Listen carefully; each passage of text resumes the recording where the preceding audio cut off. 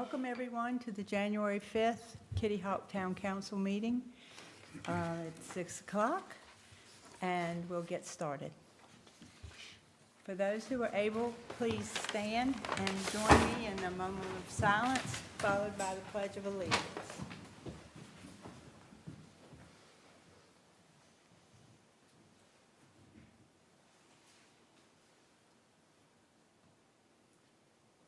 I pledge allegiance to the flag of the United States of America and to the republic for which it stands, one nation, under God, indivisible, with liberty and justice for all. Thank you.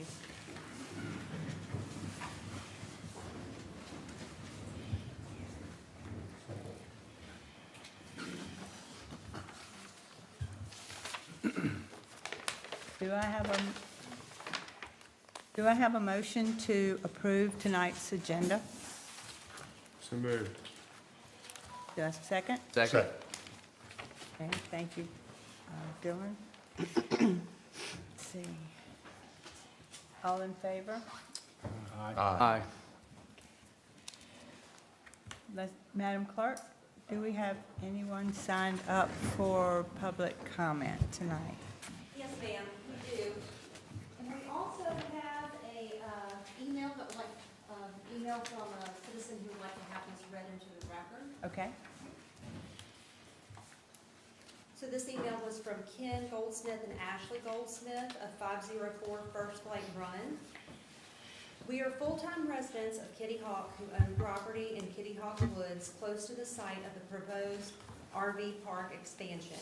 We are unable to attend tonight's town council meeting and request that this letter be read into the public record at the meeting. We urge you to deny the special use permit for an RV park at 4352B The Woods Road. This proposed development will cause serious public health and safety concerns and lead to significant environmental damage. Furthermore, the application fails to meet specific requirements of the town code and is contrary to numerous policies of the CAMA land use plan. As you know, almost the entire parcel is in the AE flood zone, subject to a high likelihood of flooding. Any home proposed for this area would have had to have been elevated, but because these are RVs, our code simply requires that they be moved every 180 days or be ready for highway use. The applicant essentially concedes that these RVs will be semi-permanent fixtures with absentee owners who will visit when convenient. It is difficult to believe that all the RVs on site will be moved in the scant time available before a major storm hits Kitty Hawk. It seems much more likely that some or many will remain to be flooded and or destroyed, creating a major public health and safety problem. Furthermore, serious environmental damage to both the immediate neighborhood and the town as a whole will result from this proposed RV park expansion. The proposal creates massive site clearing, including the removal of almost every tree on 3/4 of the upland area of the site. This kind of intensive development is directly counter to the CAMA land use plan's accommodate and adapt goals for this property and is specifically contrary to policies 4.1 and 4.3. In addition, the applicant's proposal to build numerous separate septic systems rather than the single community sewage disposal system required by the town code and not to provide a sewage dumping station will inevitably result in future water pollution that will be a burden on all Kitty Hawk residents. Building a slew of new septic systems in an area that the land use plan highlights as especially vulnerable to septic system failure is a sure path to disaster. While the septic plan may satisfy the county environmental health department, it will substantially increase water pollution in the local waterways and add to an already disastrous pollution levels in Kitty Hawk Bay and the Albemarle Sound. As noted earlier, this proposal violates several specific requirements of the town code: no community sewage disposal, no sewage dumping station, a dead-end road exceeding 1,000 feet, no cul-de-sac. Perhaps more importantly, it violates the spirit and the intent of the CAMA land use plan citizens of Kitty Hawk worked so hard to develop. We believe that this proposed use is both inappropriate and unsuitable for this location, and we urge you to deny the application for the special use permit on the grounds that it does not satisfy any of the special use findings that you are required to make under section 42-100B8 of the code.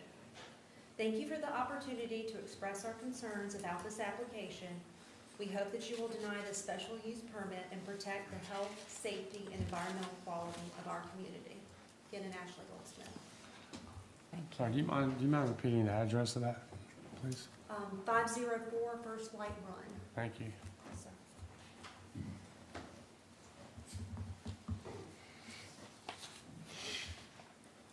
Anybody else? I do not have anyone else currently signed up for public comments. Okay, thank you. Do I have a motion to accept the consent agenda? So moved. A second. Second from Pete. Okay. Next. Hold on. We're going to move to planning. Oh, all in favor, excuse me. All in favor. Aye. Okay, now we can move on to planning. Next is a public hearing. Since this is a quasi-judicial hearing, we need to swear in all of those who may wish to speak during this public hearing. And that would include any member of the public who is going to speak. If you would, just come up. I think we'll probably do like we did last time, do everything at once. So yeah, if anybody from the public wants to speak at this hearing, please do come up and be sworn in.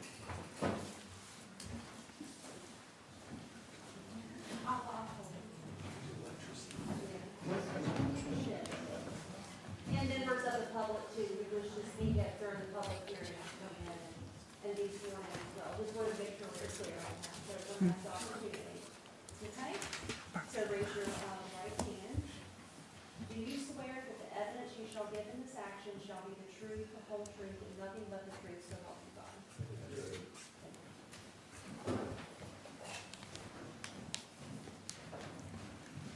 Casey, would you like to give us an overview of the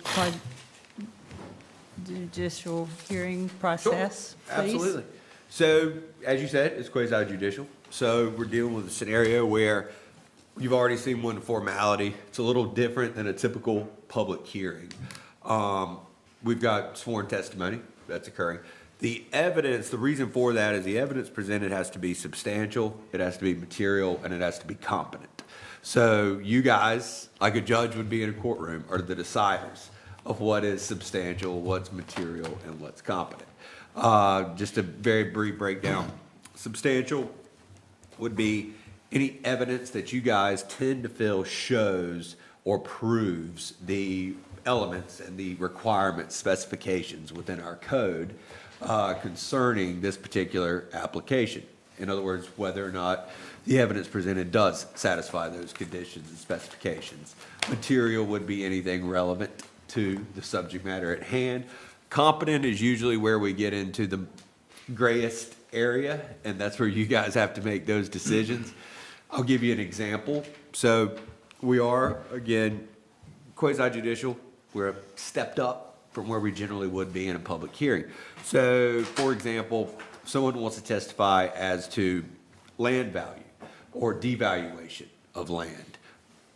Well, you guys are entitled to accept whatever evidence or give whatever weight you want to it. But what the court cases say is, well, then that person should be a certified land appraiser, for example. They should be a professional in the field of land valuation. So that traffic studies, same thing. You would need to be an engineer who generally practices in the area of traffic studies. So that's just an example, but you know, you guys, like I said, are the finders and the decision makers here, so you get to decide what you believe is substantial, competent, and material tonight.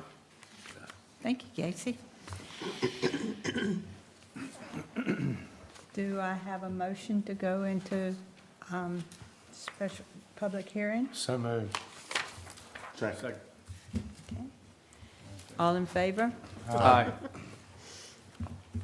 We are now in public hearing. Rob, can you provide an overview of what you'll be Sure, talking and I won't read word for word through the packet that was submitted to the council, but I'll give a brief overview and then turn it over to the applicants to let them present.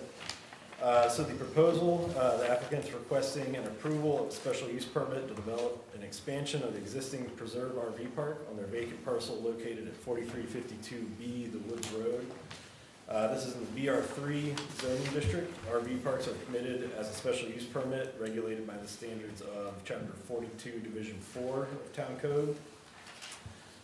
Some of the aspects I'll highlight on going through the different standards and requirements.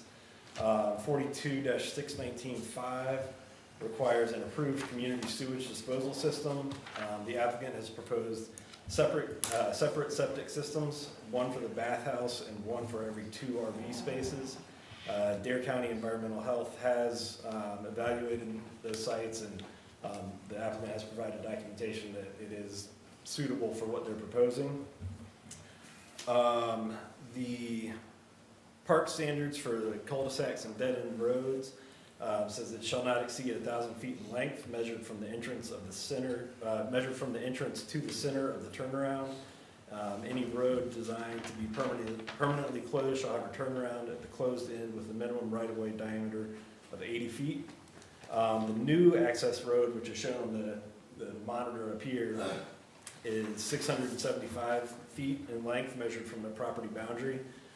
If measured from the overall park entrance out by the Woods Road, the length of the existing access road plus the proposed would be approximately 1,090 feet. And rather than the 80-foot diameter right-of-way turnaround, the applicant has proposed the T or the hammerhead shaped terminus that you see on the site plan. This has been forwarded to the fire department for their review. No concerns were relayed to me based on that turnaround design. Let's see, one of the other requirements, each park shall provide recreation areas to serve the needs of the anticipated users. The site plan does indicate open space area approximately 70 by 75 feet labeled as a recreation area. I did hear from Dare County Environmental Health today. That area is shown as the drain field for the bathhouse, and Environmental Health indicated that that would not be, for their purposes, not be able to be used for the recreation area, that it would be grassed and mowed occasionally and roped off to prevent damage to the system. Let's see, RV parks shall provide at least one sewage dumping station approved by County Environmental Health. As I mentioned, the septic systems have been proposed throughout the park instead of a singular sewage dumping station, which effectively serves as multiple sewage dumping stations. And again, Environmental Health has evaluated the site and determined that it would be suitable for what they're proposing. Camping units shall be used as temporary quarters or shelter during periods of recreation, vacation, leisure time, or travel, and should not be used for permanent living quarters. That would be, I guess, an ongoing condition of approval if the special use permit is approved. The project narrative indicates that the intent is to rent spaces on a long-term, monthly basis so that their patrons can leave the RV for longer periods of time for convenient visits to the area. As long as the RVs are not in one place for greater than 180 days, or if they remain highway ready, this would be compliant with the flood damage prevention ordinance. Section 42-620 requires the park operator to keep an accurate register containing a record of all RVs, owners, and occupants of the park. That register shall contain the name and address of the owner of each occupant, license number, and state of issue of each licensed vehicle, the space number in which the RV is parked, date of entering the park, and date of exiting the park. I included in the staff report that if council does approve the special use permit, that a potential condition of approval would be that the park operator would periodically submit that park register to the town so we can ensure compliance with that it's being more of a recreational use than turning into any kind of long-term residential. For the land use plan, The property is located in both the accommodate and adapt and the acknowledge and conserve character areas. Those descriptions from the land use plan were included in your packet. The accommodate and adapt character area is described by the plan as an area highly vulnerable to flooding, but may occasionally include new elevated structures.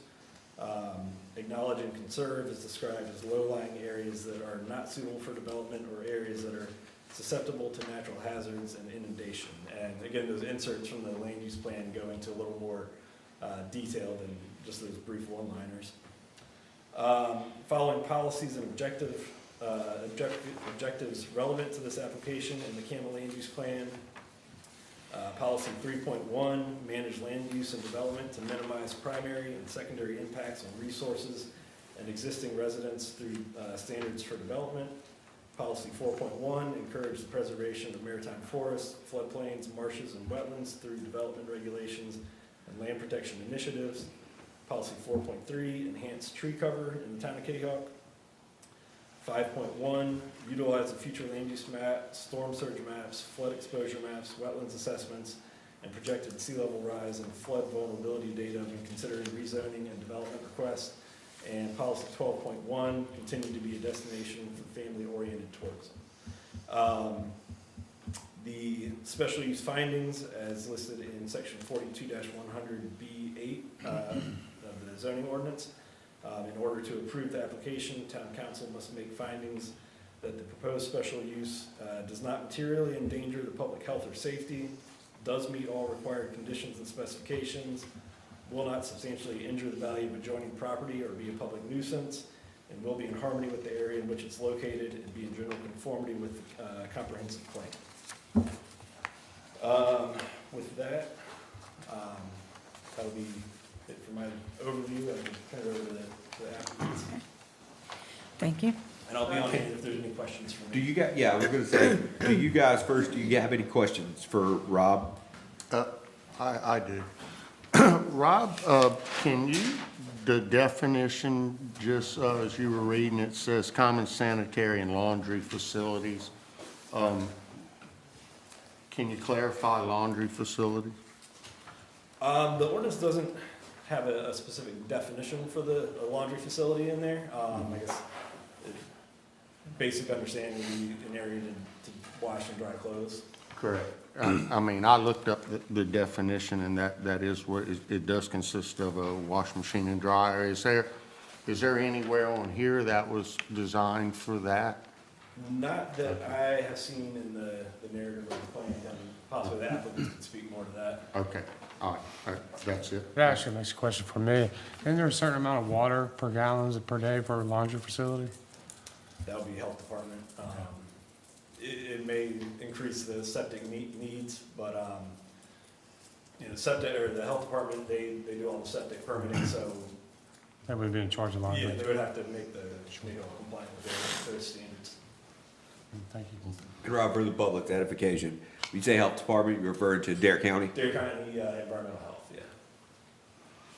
Rob, has has this plan or a similar plan of this nature been presented to the town in the past?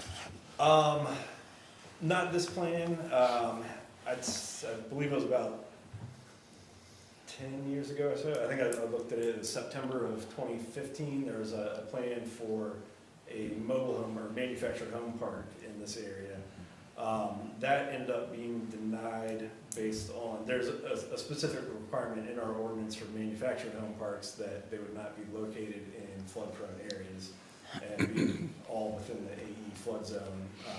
That was the basis for that denial. That same standard is not written into the RV park standards and ordinances. That's the only other proposal that has occurred in the past 11 years in this. Okay. Rob, I know you mentioned the moving of the recreation facility.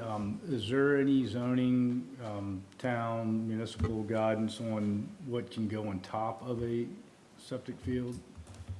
That would be regulated by the environmental health department as well. I think it would be very limited. I don't know, I'm not an expert on that.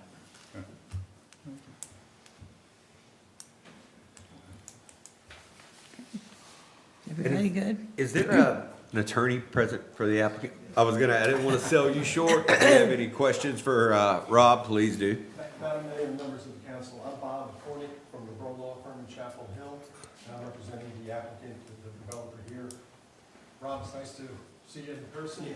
I just have a couple of questions. Sure, do you mind speaking to the mic?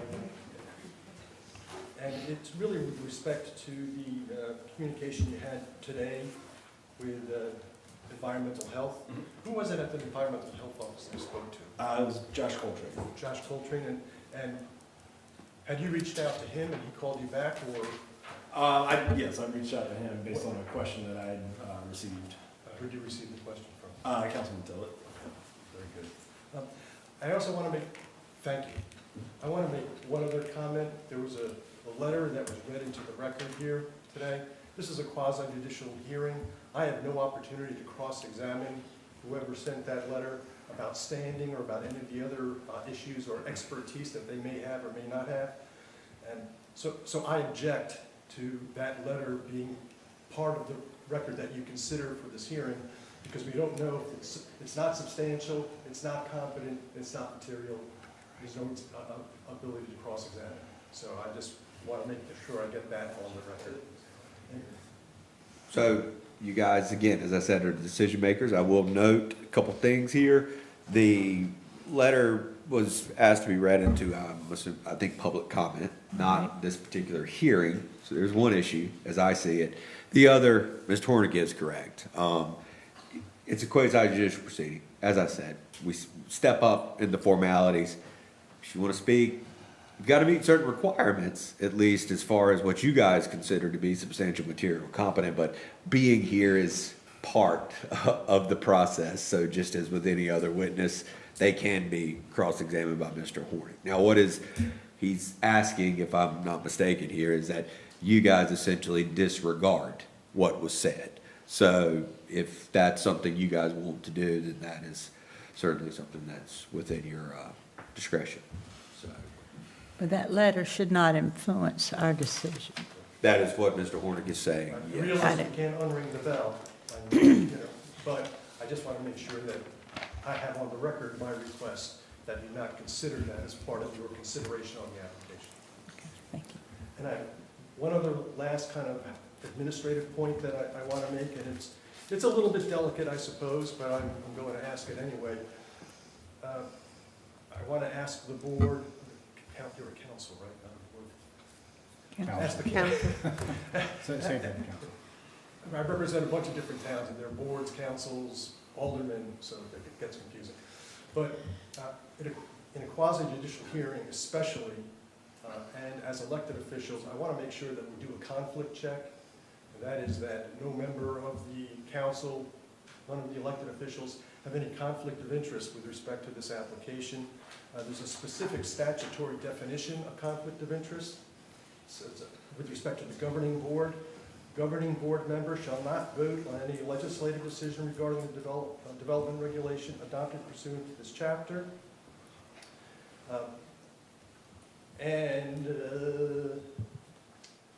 Where the outcome of the matter being considered is reasonably likely to have a direct, substantial, and readily identifiable financial impact on the member. A member of any board exercising quasi-judicial functions pursuant to this chapter, this is chapter 160D of the general statutes, shall not participate in or vote on any quasi-judicial matter in a manner that would violate the person's constitutional rights to an impartial decision maker. So I just want to make sure, I do this at every hearing that I attend, to make sure that we consider whether anybody's got conflict of interest, and if so, put it on the record. And have the council decide whether the conflict requires recusal or excusal. So that's the last of my preliminary stuff. What I'd like to do at this point is introduce John DeLucia, who I think you all know.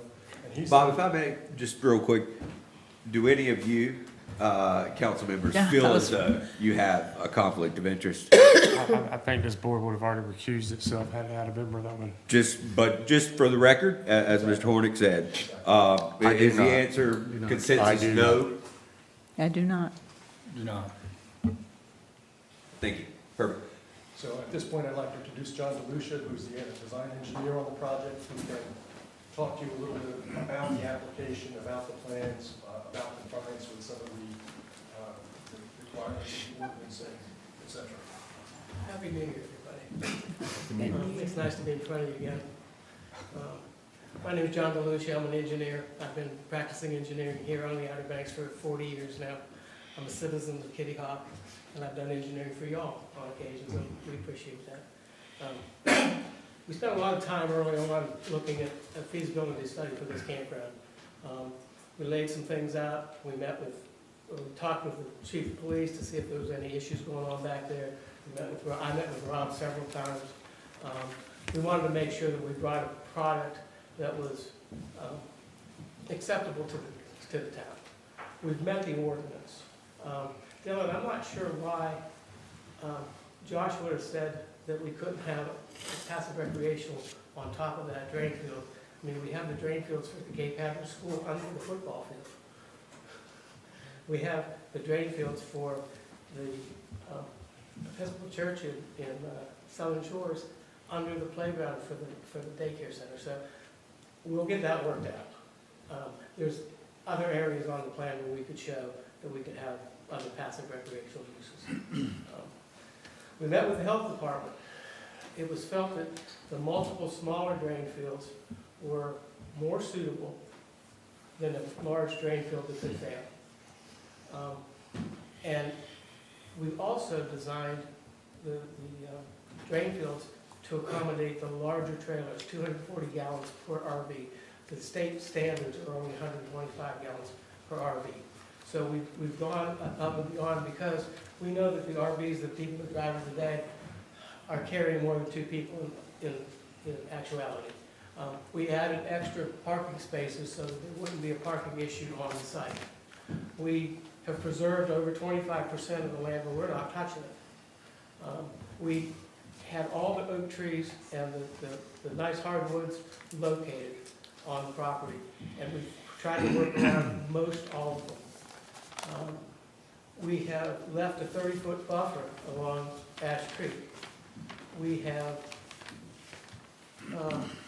provided the bathhouse. We can't put a laundry machine in it.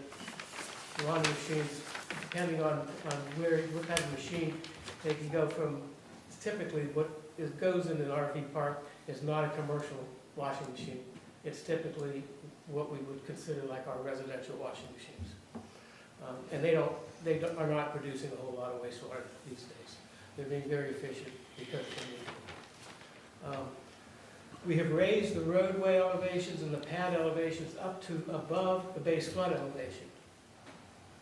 So any of the RVs that are parked on the site will be above the AE4. It's not above the community flood, which is 8, which we know that. We understand about the mobility of the units. We understand that they have to be movable, they have to be roadworthy. The owner, who you'll hear from in a few minutes, has run the existing RV park there for the last 10 years. They've cleaned it up over the last 10 years. I can remember when that was not a very desirable piece of property to go onto years ago. But what they've done seems to have really dressed it up. We're next door to Miss Baum's property, which doesn't look very good. I can just say that. We're kind of tucked back in to the Ash Swamp area, back to and this backs up to the existing trailer park that's there, the existing RV park that is there. In a minute, I'm going to call up Greg Bourne, who will tell you a little bit about the value or lack of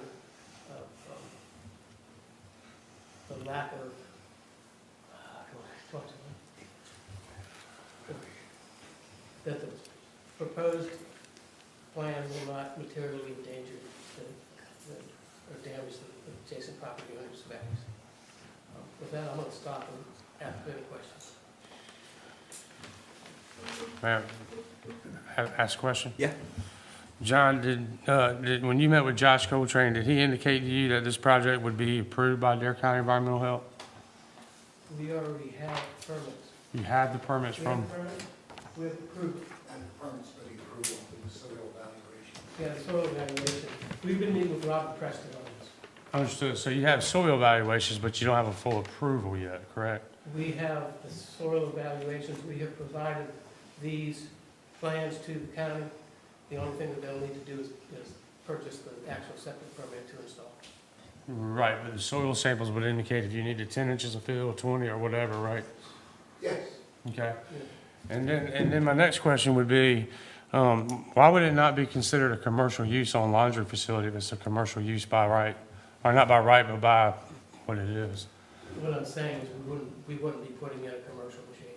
Gotcha, We'd be putting in a residential machine that just doesn't use as much water, gotcha. basically. So again, I'm gonna ask the same question again. You have done site evaluations, but you don't have an actual septic permit yet. We have approval. We have an approval email and we have a soil evaluation. All you gotta do They is would get, actually have to issue, I believe, 18, we have 18 systems, so it's 18 permits. okay, so let me ask another way. You go down there tomorrow and get all 18 if you, as long as you had it paid for them, you get all 18 tomorrow. Yes. Yes. Okay, all right, thank you. Yeah, he has reviewed the designs, and gone through the plans. Speaking of, there's Mike Morway. He's a professional engineer here in North Carolina, has worked with me for 24 years. 24 years. He's very good at what he does. John, for the sake of the record, do you adopt his answers? Yeah, Okay. Mr. DeLucia, I have a question. During your design, did you take into account the fact that the town ordinance states every park shall be provided with an approved community sewage disposal system? And I heard what you said about the individual systems, and they're oversized, and that's great, thank you for doing that. yeah. But the ordinance states shall be a community sewage disposal system. And in my mind, that's a centralized collection and treatment system or a package treatment plant. We were more concerned, I'm more concerned about failures of those larger systems. You know, if that system that size fails, then the whole park closes down. If you have a failure of a smaller system, that's a gravity system, that's designed for twice the amount of sewage that should be expected to go there, I find that that's a better design. And talking with the health department, they felt it was a better design too. If we did central sewage on this, we'd be cutting every tree out on this property.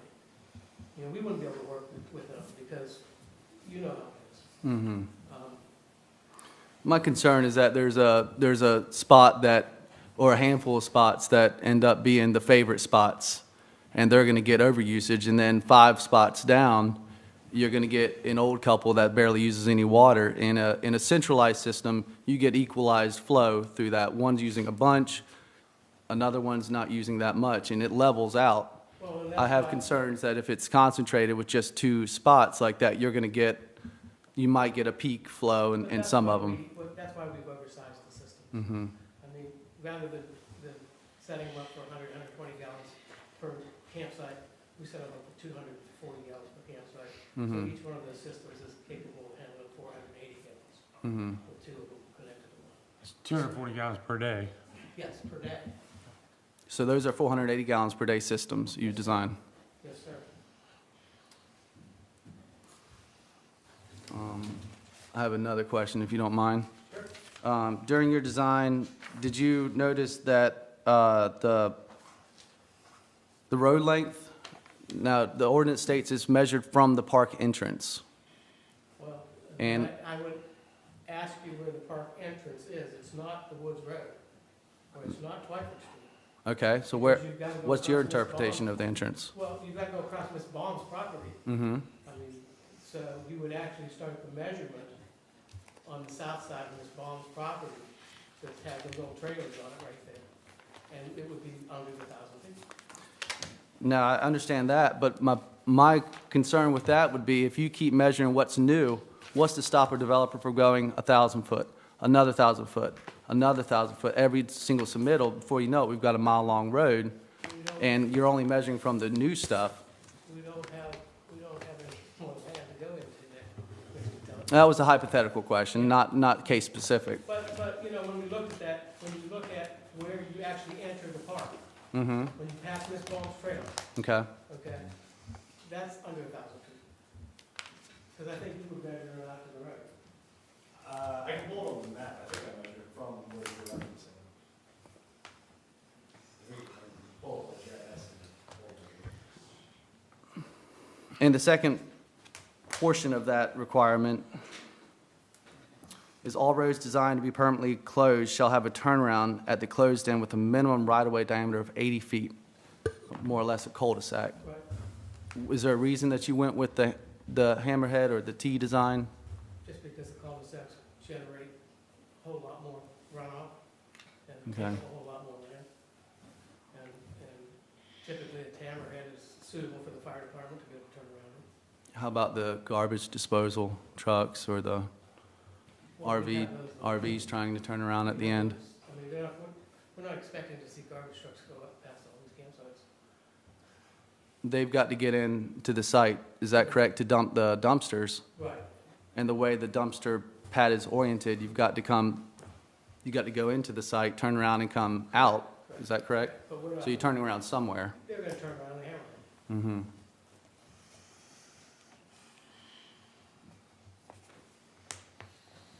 And my other concern is the, what's already been mentioned, the recreation area. I know the ordinance is vague on that. My thought is the intention of it is a playground or horseshoe pits or at a minimum picnic tables, a community gathering. But most of those features would require subsurface anchors, and nothing subsurface needs to go into that wastewater drain field. Is that correct? Nothing should go into the drain field area, right? Right. I mean, we're not planning on putting a playground there, we're not planning on putting a swimming pool there.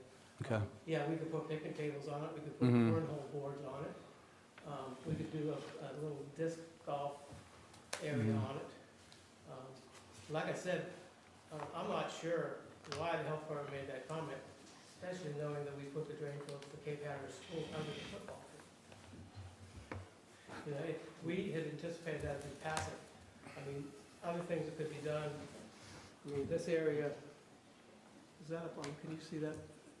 Can you see that, yeah, right there, that area, Yes, sir. we could use that for recreation, we could Mhm. put a trail all the way around the property, we can comply with that, if the health Mhm. department has an issue with us having some green space there. I mean, we all have drain fields in our backyard that we play on. Right. I think, you know, I would imagine there's exceptions, but the intent is no activity on a drain field, is my understanding. The intent is no subsurface activity on the drain field area, that it would be just a green lawn. Correct. Right.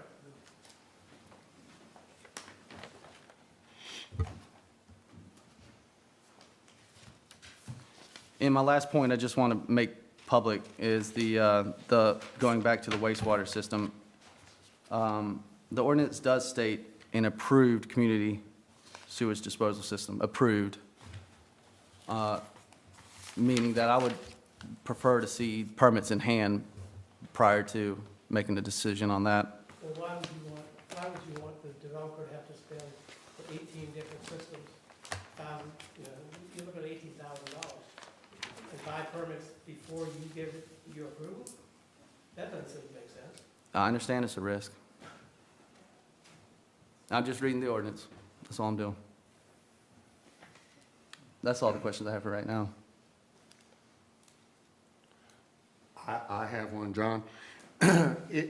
In the ordinance, it says that the camping shall be temporary quarters and during recreation, vacation, leisure time, or travel, and shall not be used for permanent living quarters.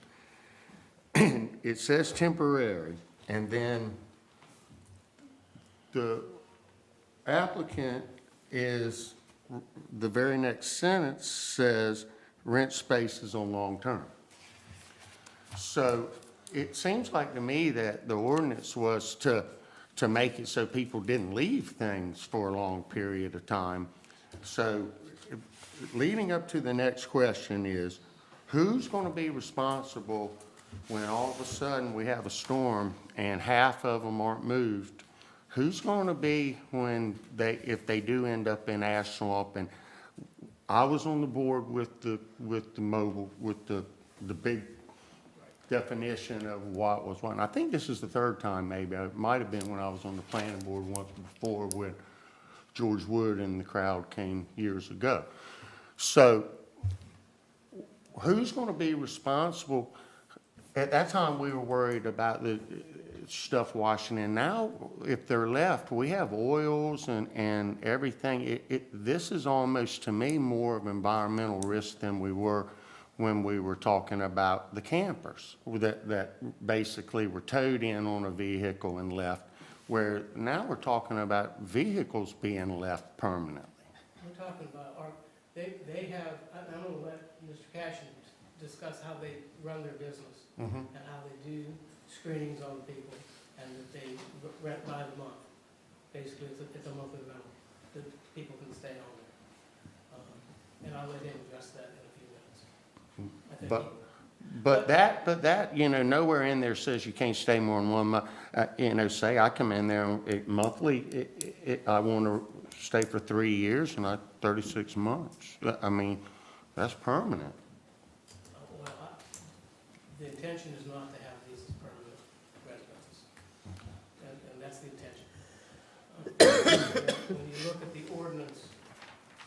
the ordinance of what is a permitted use on this property, multifamilies are permitted use on this property. I could put 24, 25, 3, 4-bedroom multifamily units on this piece of property. I think that's far more dangerous for flood-prone issues, because you aren't gonna have the cars moved, and you're gonna have people up on stilts, obviously. But with the pads raised up to a 5-foot elevation, and knowing that the RVs are usually about that high off the ground, we probably are gonna be somewhere around the 7 for the lower levels of those RV, if they're left there. I've seen water at my house up to 6.5. I've seen water at my house maybe up to 7, maybe, for a very short period of time. I don't think that's gonna be a problem. I really don't. I mean, the way it's rated is. May I follow up with Jeff, please? You say that's not the intention, but intentions can change, right? Well, I think that the ordinance speaks to reporting and having records available. I think Rob addressed that to you just a little bit ago, and we're gonna have to comply with it. And then my question would be for, I guess, Casey next. Would you be willing to, I don't even know if you can do this, would you be willing to put a condition in there that it would be short-term and not used as long-term? Are you allowed to do? Well, Because I don't like the word intention, my intention could be not to go to work tomorrow, but. so the FDPO requires no greater than 180 days. Okay. Right? So in theory, if it can't be there more than 180 days, it's not permanent. I don't think anybody would be able to make the argument that something in existence for only 180 days is a permanent place of living. Right. But is your question, could you put a condition on there that says can't be rented for more than 30 days? Is that what you're? No, if the 180 days kind of negates the. Permanent intention changing whatever I'm trying to say, then I'm okay with it. Okay. Well, yes, from an ordinance perspective, from where I'm sitting, right, it's about enforcement. Would that provide us an enforcement, and a mechanism to go and enforce someone who's there for longer than 180 days if we're aware? Absolutely, yes. Because if I'm not mistaken, the code right now says that in that flood zone, you can go up to a year as long as it has trailerability, meaning at some point you have to take it off and get it inspected and get your inspection. Yeah, So- tie downs and all kinds of so, stuff with hurricanes. That's all I have, sorry, thank you. I'm sorry, ma'am, did you have something? Okay. Just real quick, a couple of follow-ups. Back to the septic real quick. I understand nothing, subsurface activation. Are there any EPA guidance or anything on this? Since we're waiting for the permits to come back from Dare County, is there any EPA guidance on what should or shouldn't happen on a septic field? There's state regulations on drain fields and As far as what sizing. should go on top? Because most of the time, when I've seen it, it's, you don't even want to put a picnic table necessarily. The more you compact it down, it gets compacted, and then you have problems. I'm okay with moving the recreation facility behind the bathhouse, but what we've got now is 18 separate systems in between trailers. Is there anything that's gonna prevent people from walking on top of those, putting picnic tables, sinking volleyball nets? in all those septic fields. We wouldn't want volleyball nets. You see what I'm saying? And because that's the only space between some of those trailers is a septic field. So you walk out your door and you got a septic field right there. Well, actually, you got some repair areas and then septic fields. Handful, so is it hit Right, or so miss? you've got some open space where you're not on the drain field. No, I mean, we all have drain fields in our houses, and we all use our yards, and we all go out on our yards and recreate. Sure. You know, it's no different than that. Yeah. Well, I mean, you know, our septic tank absorption rate here on the Outer Banks at large is pretty intense. So anything we can do to shore up and protect that, especially next to a swamp and at an already low level area where I think the table was 30 inches down till you hit water, I think, if I recall, on some of the soil samples. So Yeah, that's and pretty, we're bringing. so you gotta bring a lot of fill on it, and, Yeah. you know, I think we noticed that there was a lot of fill being brought in There to, is. to adapt and probably make this pads, but then again, you know, part of the CAMA says that you shouldn't be adjusting the fill so much on some of these areas, especially in the wetlands. Right, and Cameron So- has not taken jurisdiction of the swamp, if you will. They have agreed that as long as we stayed out of the 30-foot buffer, that we would be compliant with their rules and regulations. And we have kept out of that 30-foot buffer. Okay, so that was my next question leading in, and, so the areas of environmental concern that come in, what is that, 75 feet, I think, back from the water, if I'm not mistaken, that crosses over some of those septic pieces. Is that, Septic can't be any closer than 50. okay, so it doesn't matter if it's in that AEC zone.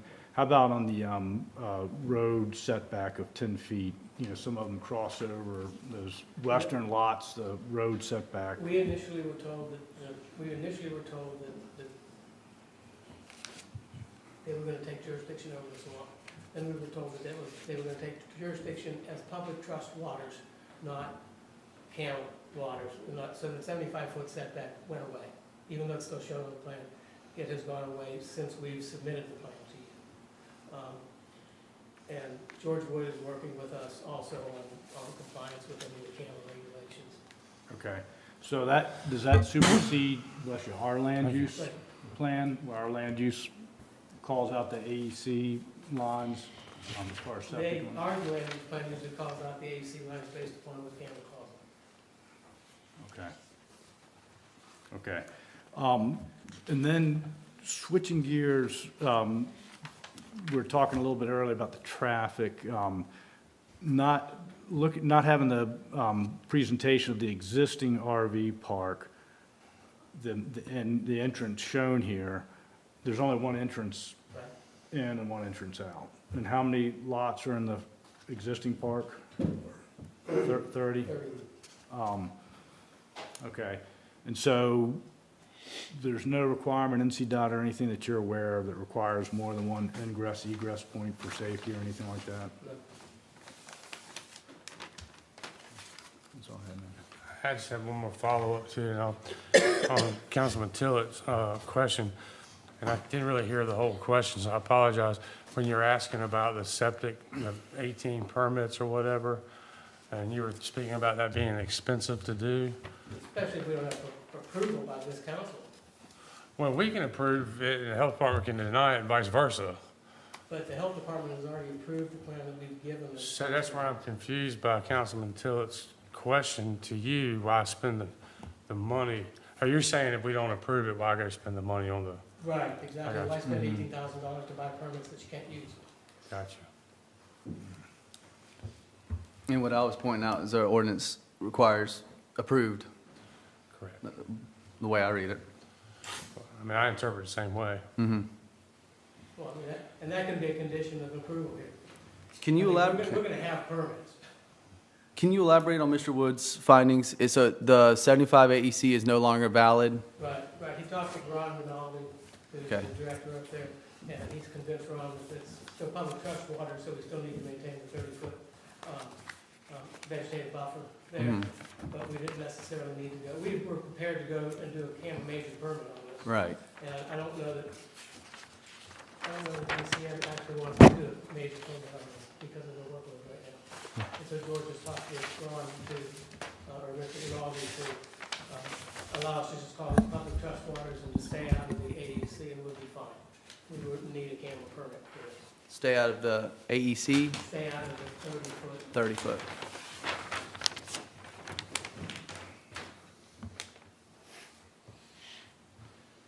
The road width heading towards, starting from the park entrance to this, I know your road you've designed is 26, and I think that's great. Do you know? We did 26 because of the 90-degree backing in. It makes it a little bit easier to be able to do that. Do you know the minimum road width heading all the way to the Woods Road, if there's any portions that are less than 20 feet wide? I don't think there are, because when we did the development that was called Heron Harbor, the Heron Cove there years ago, that had, I don't know, 30 or 40 units on it, and a big wastewater system on it. We were clearing everything. Now, I know we put that first section of roadway in, it was gravel, and it had to meet the provisions of the ordinance at that time, so I'm pretty sure it's 20, I'm not absolutely sure.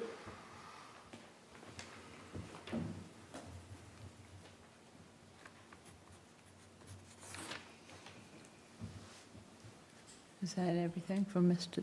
I have a couple DeLucia? more. John, earlier you said that the entrance goes through Dot Baum's property. Is that a deeded easement for y'all to? I believe it was. Yeah. Excuse me? Yes, that's it. So there is it's an easement, not a right-of-way? Okay.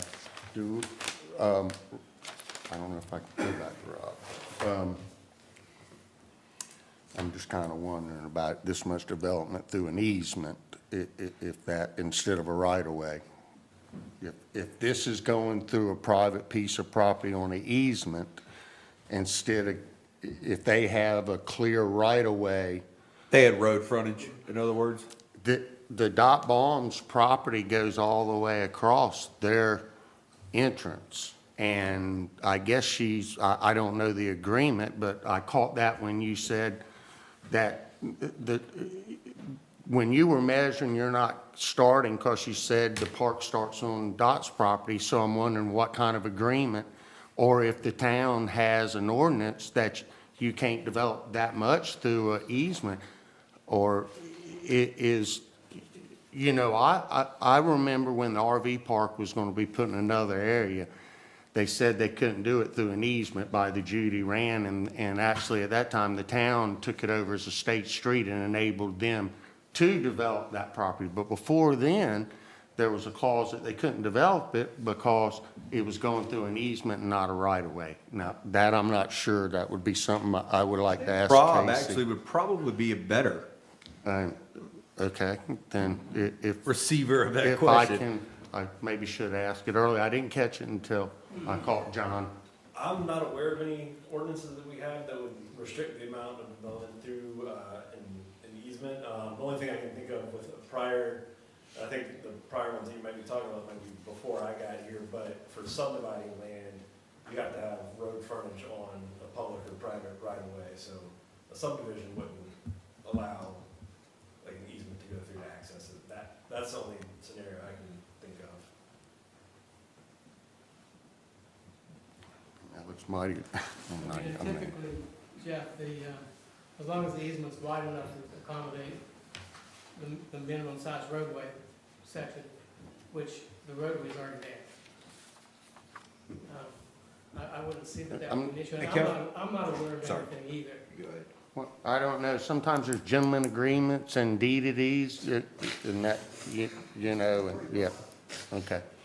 And the next question is, usually when we change a town ordinance, we have to go back and for a text amendment to change it. We just can't do it on a whim sitting That's here correct, tonight. yes, that's right.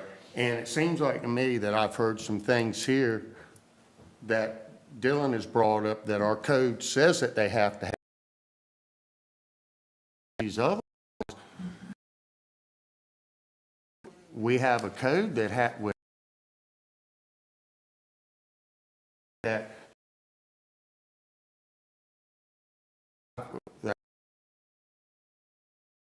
Then these septic systems are gonna be a big treatment.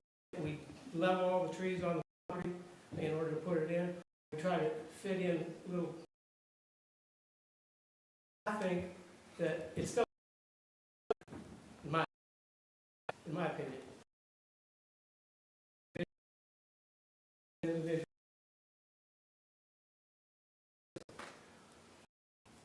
John, Councilman Tilley concerning the septic. So in Rob's report, he's got RV park shall provide at least one sewage dumping station approved by the health department. He then notes that septic systems have been approved throughout the park instead of a sewage dumping station.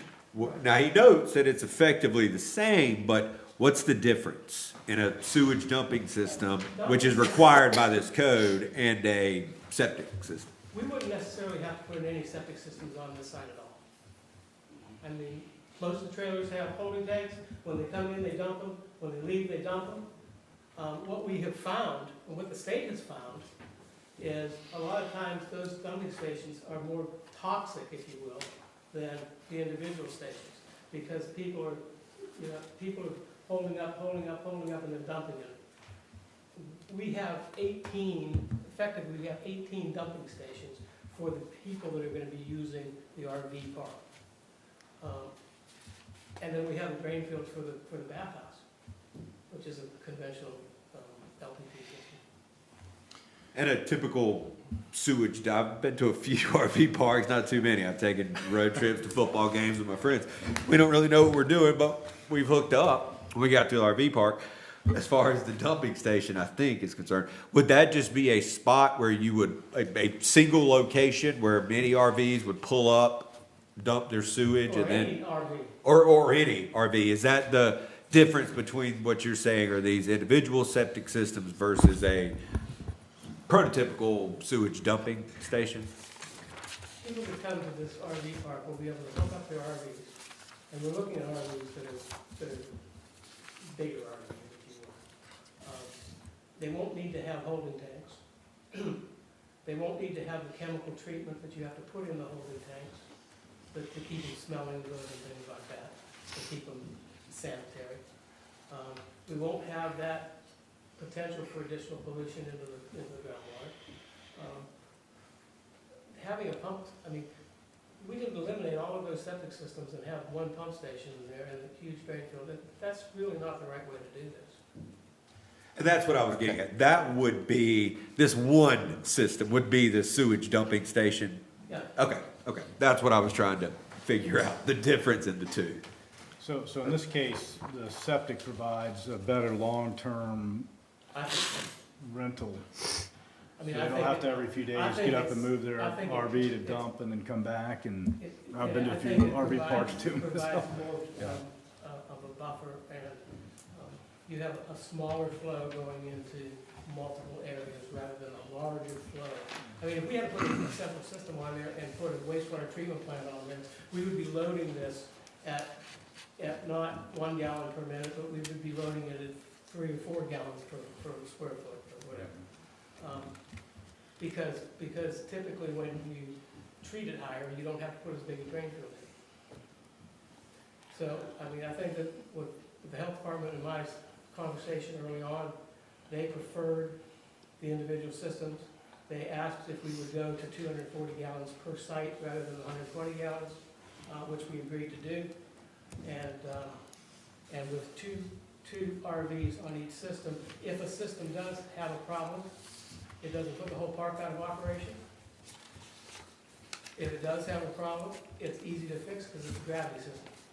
Ray Casper come in and fix it in half a day. Which is good. The only con is the daily flow adjustments and making sure that, as Mr. Tillett said, some spots aren't overused other than others. Some would stay empty when nobody comes but like you said, the tanks are larger, so that's helpful there. I'm not trying to be hung up on this. 99 out of 100 people may not care. Any reason why y'all didn't attach a copy of the site evaluations from the health department? We can provide Mr. Rob, I mean, I'm talking about for tonight. nobody asked for it. Mr. Moore actually did send that to me previously. Because Dare County Environmental Health is the approving authority on that, I didn't think it was I mean, necessary to include in our package. everything looked okay to you? Yeah. Okay. Yeah. Mr. DeLucia, I have another question. Yes, sir. The park, Rob mentioned an option for the park operator to periodically submit park register to the town, and that would state numerous things, more or less keeping track of length of stays and things like that. Is there a park manager office that you anticipated? Is there an employee for this development, or where? Who is that person? Right now, there's not, because we don't have a bathhouse on the first phase of what's there now. Mm-hmm. I mean, with the bathhouse, we're gonna have to have somebody there daily to check on things. And I'll let Mr. Casson address that when he comes up and talks. Okay. More to follow on that. Casey, I have a question again. Yes, sir. And it's the same question, I'm just gonna leave the septic out, and now I'll go to the cul-de-sac. That's a town ordinance. And once again, that's not a cul-de-sac. Can we change at a whim, or do you have to change the ordinance? Do we have to go back and go before the planning board and do a text amendment to change the ordinance? It's not that I agree or disagree with any, it's just in my time here, if something was not, if we were going against something that was in our ordinance, they went back and changed the ordinance through a text amendment so that it accommodated the ordinance, so. I mean, I tend to agree. And, you know, that's just the way I have, you know, people have come for certain things and they've gone back and did a text amendment and, you know, I'm just wondering why text amendments weren't done before the change, knowing that our ordinance required it.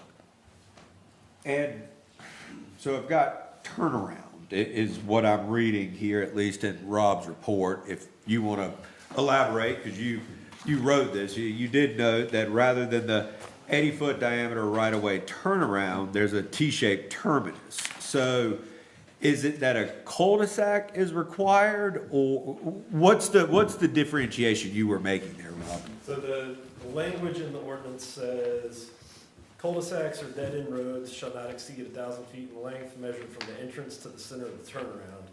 Any road designed to be permanently closed shall have a turnaround at the closed end with a minimum right-of-way diameter of 80 feet.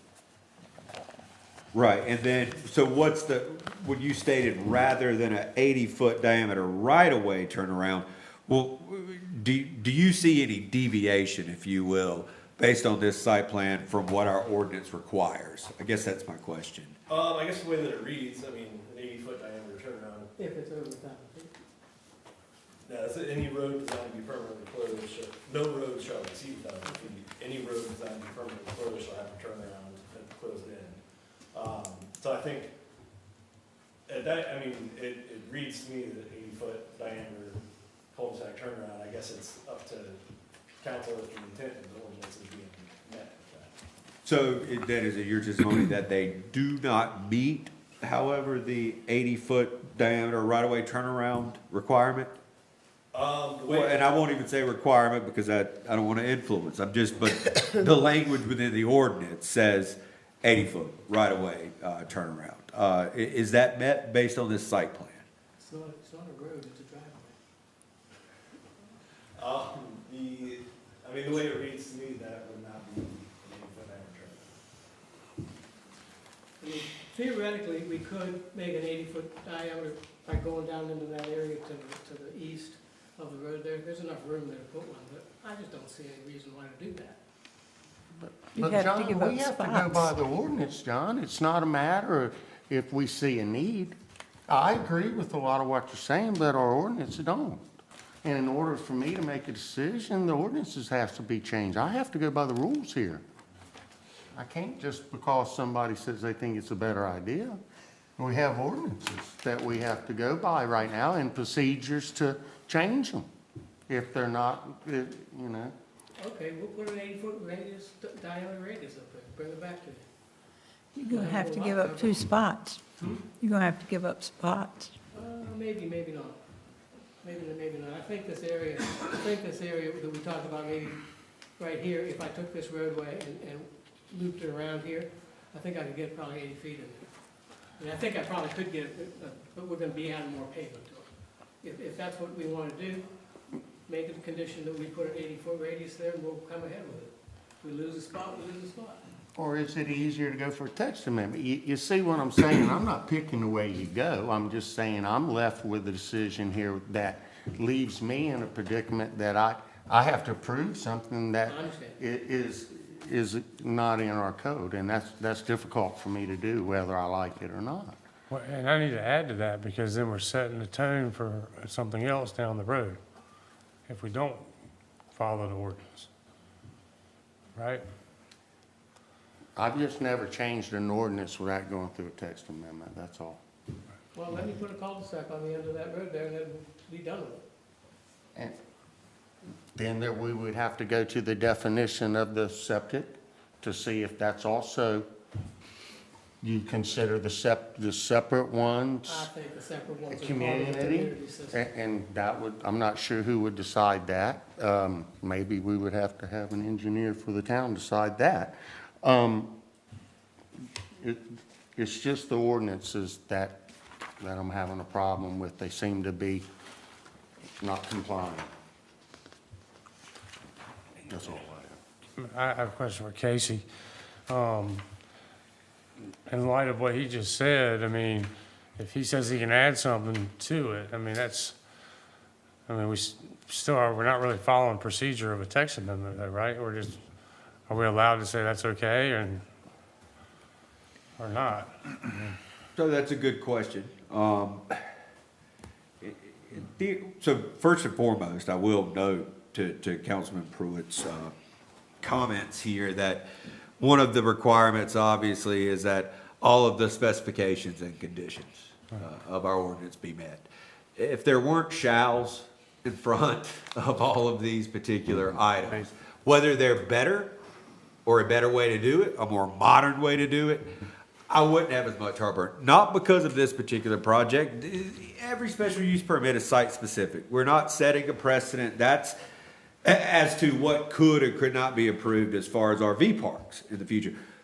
But my heartburn is that if we start ignoring shalls in special use permit or quasi judicial hearings, what precedent does just ignoring the shall create? That's my problem. Not what the shall, not what follows shall. What precedents are we creating by ignoring the shall?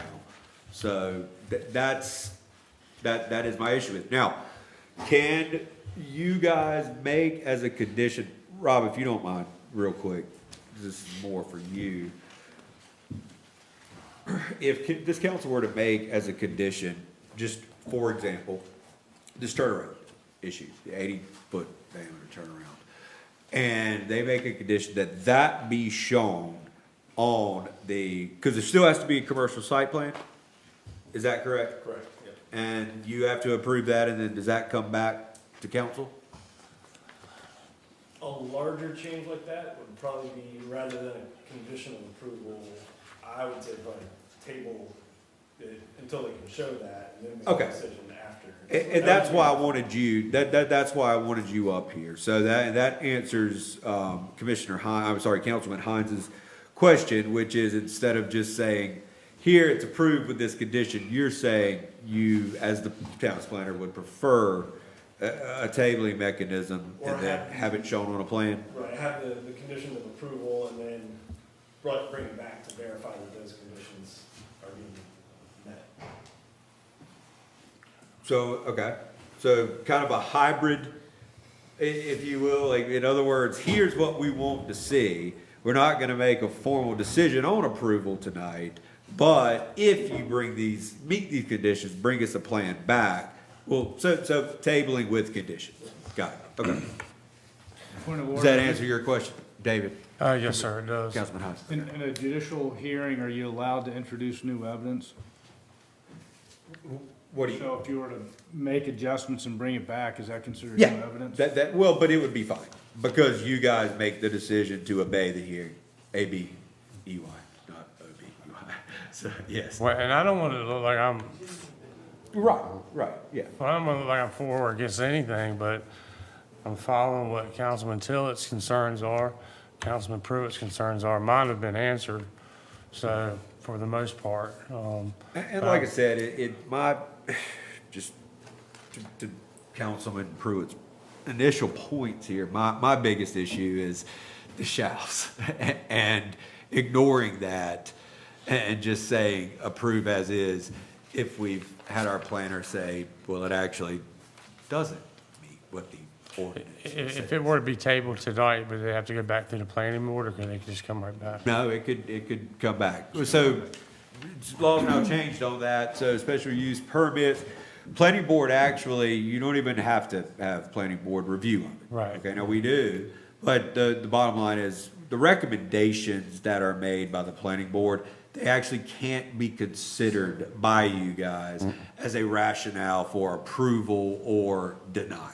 So to answer, that's a long way of saying no. I just didn't. Doesn't know- have to go back. I just didn't know if it kicked it back another 30 days, plus another, 60 days kick back, It 'Cause I don't wanna hold essentially people kicks up it back either, until, that's the way you guys go. I would say it kicks it back until the conditions can be met or But shown. we're gonna have to address Commissioner Pruitt's concern about septic, and I mean, it's a community system, I mean, there's. And that might owned not by be one all, person. but we're just hitting on the site plan. We haven't got into the debate where we think if we're dealing with environmental or the land use plan. I'm right now just concerned about your initial site plan.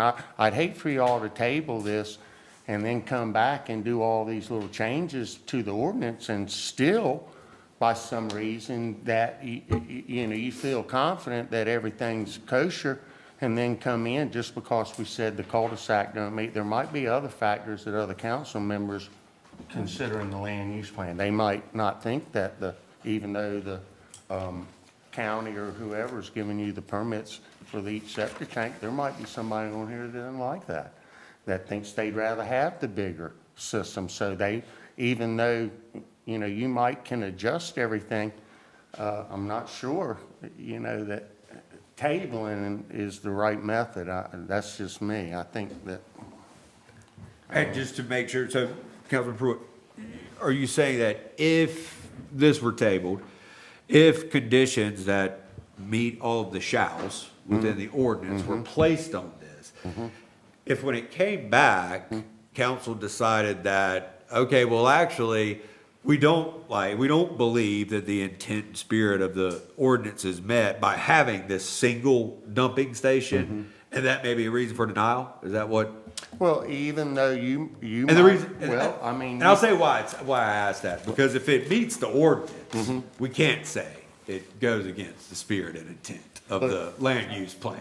In other words, that goes back to that's where changing our ordinance, if we don't like some of the items that are in it, if we feel as though our ordinance is outside or maybe antiquated or archaic in some way, not in compliance with our current land use plan, then that's either on us or a citizen, if you will, to make that proposition. But all I'm saying here is if you guys do table place conditions, they come back and meet the conditions, we can't say that them meeting these conditions just because it's not the best way to do it. We can't say it doesn't meet our land use plan, I guess. And I could have totally misread you. I just wanted to make sure that everyone's understanding of that. So let me understand, if a council member here finds that the land use plan, we find that it's not in preservation of the maritime forest, floodplain, marshes, wetland through development regulations and land protection entities. If one of us was to try to hold their hat on that, is that legal or illegal? So you're more going to there, maybe the location, the specific location, is that? Well, any of the things in here, even though we asked to meet it on the site plan, can any of these items that on the land use plan, you know, once again, Councilman Pruitt, if I can jump in for a second. Yeah. I think you're referring to the standards that council has to find for the special use permit. So we're still in the evidentiary hearing. We've only talked about the site plan part. We're Right. still gonna hear about the adjacent Okay. property Right. values. Okay. Oh, yeah, I was certainly gonna say, let's move forward with the Yeah, hearing, I if just you wanted get to the to. point where you want to table it, that would be assuming that council finds everything else is okay. So we're still in the middle of that. Right, tonight. okay. So- Okay.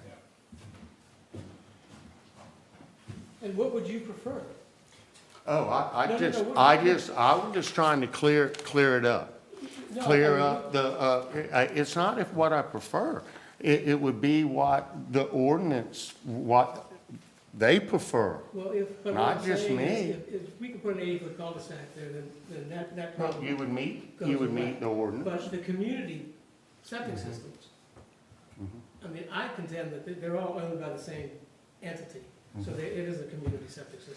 It gets away from the dumping station. I could not We find have any 8 language that identified what a community septic system is specifically. So unless an engineer or somebody weighed in, I would be happy to say that 18 different septics go towards a community septic system. I'm not saying that that's the best though, but I'm saying that I would be happy to call that a community system. But without any kind of legal guidance and an engineer weighing in on, you know, I'm just talking competent information, I guess. I would. And we don't, to my knowledge, have a definition, do we, in our ordinance of community? I couldn't find Okay, it anywhere. okay. I don't think so. So I would tend to agree with Councilman Mans's take on that particular issue. So if they're owned by an individual though, do they need to be monitored every year like a, They're not, they're owned by the It's gonna property. be septic, it's gonna be Dare County Health permit. does somebody still come out once a year and check them? Not Because they're, right. because Well, they're on the private, pressure systems there will be, right, but on the, for the bathhouse there will be. right, But the individual ones are gravity systems, just like we have in our house, and there's not really anything to check them. understood. I mean, they should be checked every 5 years and pumped to get the grease out of them and solids out of them. It's just typically what we do here.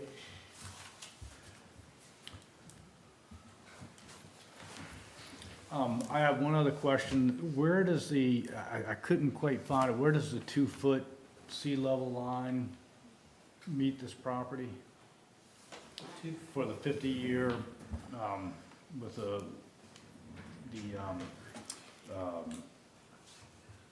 you know, flood mitigation, risk mitigation, the 50-foot line, the NOAA 50-year, 2-foot sea level rise line. Where does that meet? I don't know. Does that make it sense, Rob, what I'm talking about? I know what you're talking about, but it's typically not something that we show on these plans, nor is it required by the town to show that on the plan. I mean, right now, there's a grading plan that I don't have in front of me, Okay. and that would show what the elevation of the So we don't know swamp was. where it is? No, Okay. but I mean, but we are raising the road elevation and the pad elevations up to about a 5-foot elevation, 5 foot. 5 foot above sea level. Yes. Thank you, I'm sorry, I didn't mean to confuse you. That was a little confusing question.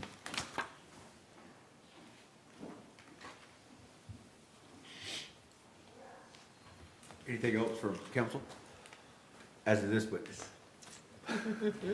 Mr. Horn, I'll turn it over to you if you have any questions. One of the questions for John Belushi, we can have our next witness come up. Okay, I just wanted to make sure you did. Perfect. Where we are. Not familiar, members of the council, this is Greg Moore, he's our appraiser, he's gonna talk about the third and fourth findings that are required by the ordinance for the SUP. I have a copy of the board.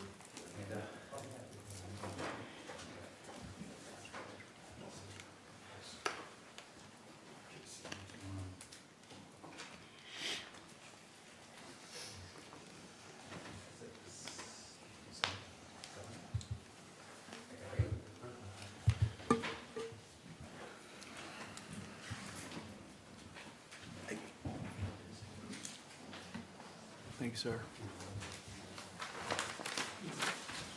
Just for the record, Casey's not going to read this report. Thank you. He's going to summarize what the report says. Good news. Thank you. Thank you. Thank you. Thank you, sir.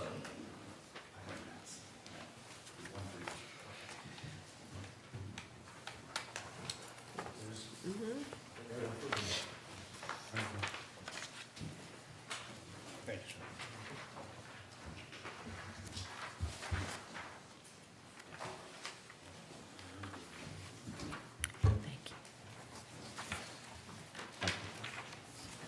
Thanks, sir.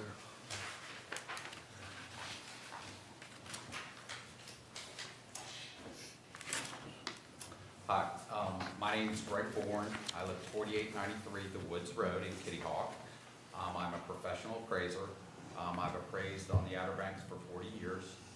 I do all kinds of property appraisals, usually the more complex assignments. I'm a general real estate appraiser, which gives me the qualifications to appraise any kind of property. I'm also an MAI, which means I'm a member of the Appraisals Institute, which is kind of like a step above what's required to get state certified. So I've been down here a long time. But in this particular case, what we're trying to find is if this proposed use, the preserve at Kitty Hawk Woods will have an adverse or substantial injure the value of the adjacent properties. So what I've done is done a study to answer that question. And basically, I will go ahead and tell you my findings, and then I'll tell you how I arrived at them. I found that the project will not substantially injure the value of adjoining property or be a public nuisance. Given the development plans within the area, the proposed project will be in harmony within the area that is located and does not materially endanger the public health and or safety. So, before I go into the how I got to that conclusion, I'll give you a real quick overview of the property that is going to be, that's the subject of what we're here today. Okay, basically, real quick, it's a 6.21 acre tract, about 5.27 acres of that's upland. You got about an acre of wetlands, which is mostly the ash swamp pond. You're gonna have 32 sites on there. And the site ranges between 2.5 and 4 feet above sea level. The soils on the site are both, on the upland, is primarily fine sand and Osley fine sand, which are moderately well-drained to excessively well-drained soils. You have a little bit of a wetland right along the pond, but the vast majority of the site and where the development is on the uplands. There'll be 32 sites. Each site will be, most sites are 12 feet wide by 50 feet long, although you have a couple that's 12 feet by 40 feet. Bathhouse, utility hookups, 2 parking spaces, and you've gone in great detail about the septic system, so we'll worry about that.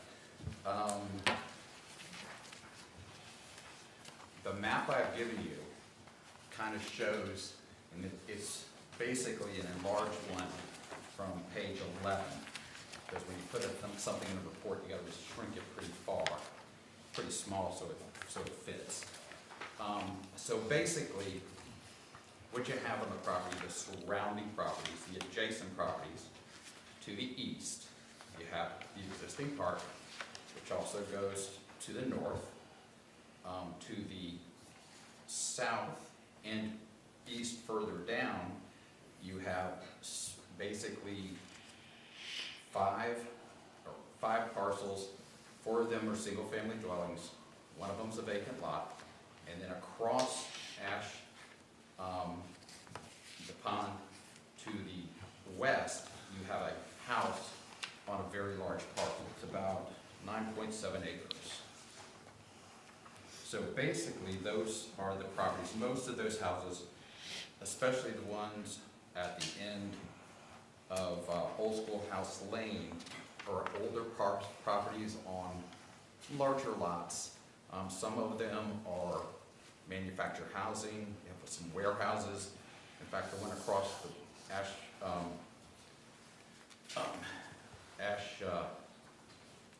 Swamp Pond actually has about a 2,000 square foot warehouse on it. So you have a wide array of uses around the property and across, of course, you have the Storage King USA, you have the Garden Center, you have the Fred Smith Complex, and then further out from that, you have other single-family residences and some vacant land that's part of the preserve. So, basically, if you read the description I have on pages 10 and 11, that kind of goes along with what I have on the map. Real quick, the property is zoned VR3, High Density Residential Village District, and basically to the north, east, and south has the same zoning. Across the pond to the west, you have a low-density village residential district.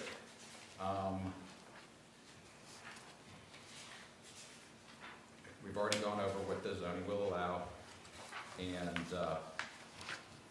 so basically, what I have to do to find out what a difference it makes, if there makes any difference in the value by being adjacent to an RV park, I have to look at sales of properties that are adjacent to a park and compare them with things that are otherwise similar, but not adjacent to the park. And to do that, I looked at basically the 3 parks in Kitty Hawk, the subject, obviously, the Kitty Hawk RV Park, Charlie's Family RV Park. I also looked at the Kitty Hawk, and Joe's and Kay's Campground and OBX Campground in Collington, and I looked at 13 RV parks on Hatteras Island, where the vast majority of our RV parks are located. So what I have found is that I researched numerous sales, but in these things it's kind of difficult because you got to find a sale next to an RV park, which, as we all know, the Outer Banks is pretty developed. So you have to find sales that occurred within the relative same period of time. I went back as far as 2000 and are similar, in this case like lots and size, the location and how they would be, how they compare to each other. And what I found is basically I found 3 that I've included in my report. And basically, let's see, I had 2 on Hatteras Island, and one next to Ocean Waves Campground, and the other one on Hatteras was the Sands of Town Campground RV Park in Avon Village. Also, I found one next to Charlie's Family RV Park here in Kitty Hawk. Basically, from looking at those 3 sales, I found no material difference or substantial difference in value between a property that's located adjacent to an RV park versus a similar property not located adjacent to an RV park. And that's why I derive my opinion that the Preserve at Kitty Hawk's Woods project will not substantially injure the value of adjoining property or be a public nuisance, and the proposed project will be in harmony with the area in which it is located and does not materially endanger the public health or safety.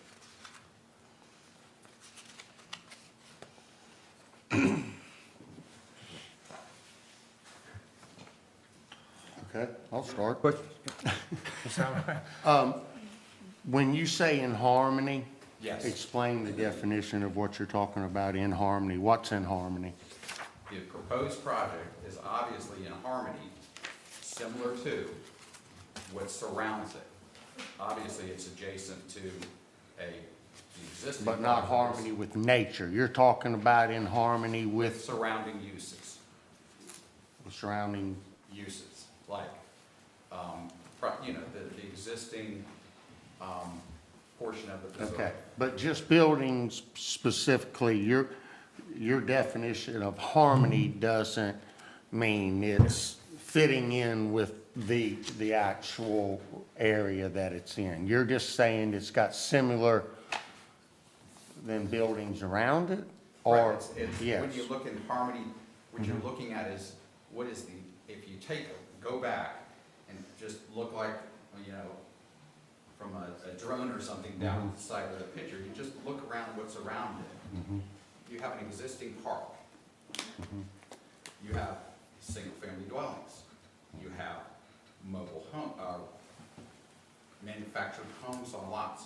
You have warehouses. You have, to the north of the property, you actually have an abandoned, I guess it was a manufactured home at one time. You got a camper, you got some vehicles, they're all overgrown.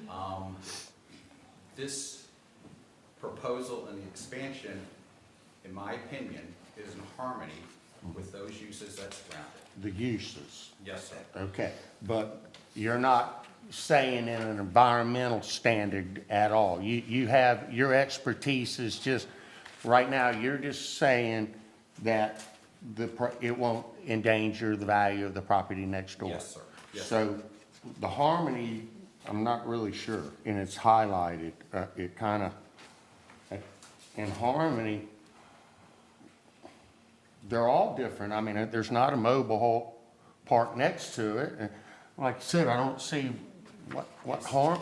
It would be, I agree, it's not going to hurt the value of the property. I agree 100%. But I'm not sure.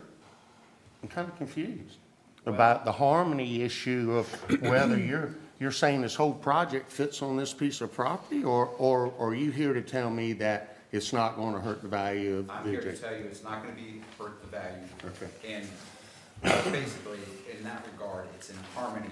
It would not be a use that would not be anticipated, that would be a detriment into the surrounding properties. In that sense, it's in harmony. Okay. Don't you think it's kind of difficult to compare something that's oceanfront to where this is located? Well, what you want to do is you want to look and, in a perfect world, Right. I'd have a sale right next to the park. Right. And 1,000 feet away, I'd have another sale. They'd be identical. Yeah. And then that way I can look at them and say, oh, the only difference is one's next to the park and one's not. Unfortunately, this is the Outer Banks. And the vast majority of our property is already developed. So if I'm looking for one aspect, right, and that is being next to an RV park is a detriment, or is an adverse to the adjoining property or adjacent property, I can compare, as long as I'm holding the factors the same, one's adjacent to RV park, another is not, but they're similar in every other way. Then I can say, okay, I've isolated that one factor that says being adjacent does not harm that.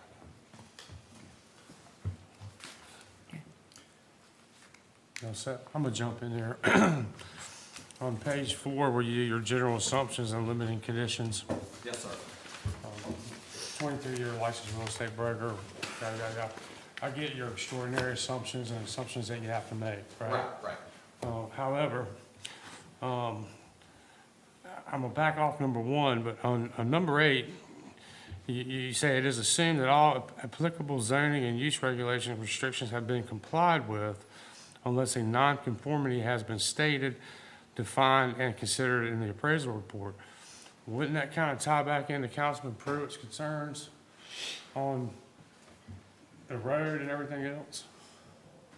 Basically, Are you assuming that all that's okay? I'm assuming the project will be developed just like it is Yeah, presented gotcha. here. Okay.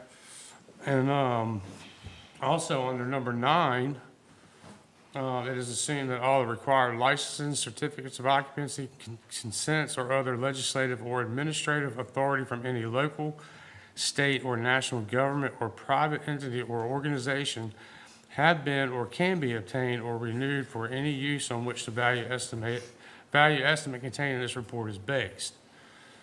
Well, we don't have all those. So again, you're making another extraordinary assumption. It's assumption. Right.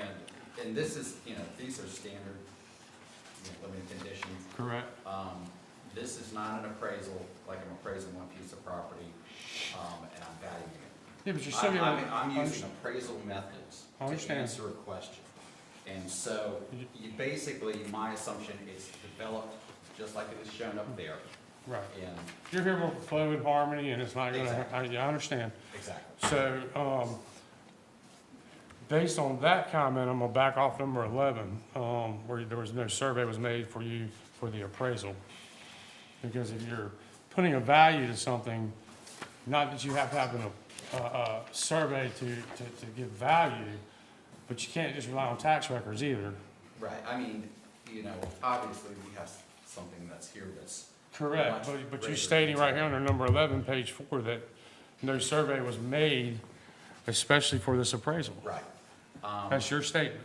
That is basically, whenever I appraise a property, the vast majority of times it does not have a survey made specifically, okay, here, Greg, here's a brand-new survey, now go appraise the property. Typically, I'm lucky to get a survey, it may be 5 years old, it may be 10 years old, Understood. and sometimes I don't even get that. Sometimes I do have to rely on county. And I get it, 'cause plans. they're not even required by a bank half the time. I get it, depending on what type of loan you're doing. Yes, sir. I'm just wanting to point out for the record, though, that, we're making these assumptions, but there's 8 and 9, we'll go back to Councilman Pruitt's concerns, and I'm backing off 11, but I did want to just state that you didn't have an actual survey to go by. Not one made specifically for me, but I did have that site plan. Okay. But that's kind of contradictory to what you said, number 11. Yeah, remember, Right. it's basically standard limiting Right. conditions that I include with every appraisal. Okay, that's all I have.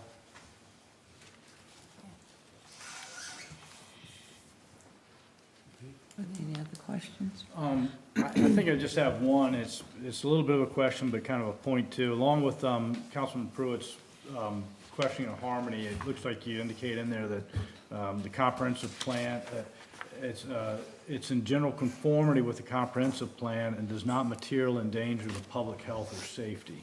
I think it's, Yes, sir. is that, I mean, are you doing that off an appraisal? I'm trying to figure out, I mean, I can hear the engineer say that, but, Extraordinary assumptions. yeah, I mean, that's, That's part of, the plan, I'm going with the plan they have here. I'm looking at value. So, okay. basically, given this plan, what I've done research value-wise, I see no detriment to adjoining properties. I'm sorry, could you repeat that last statement? Yes. I'm sorry. Okay. Do the specific thing out of my appraisal. Based on his questions, I didn't hear the whole thing, I'm sorry. Okay. Basically, from my analysis, I found that the project will not substantially injure the value of adjoining property or be a public nuisance. Okay.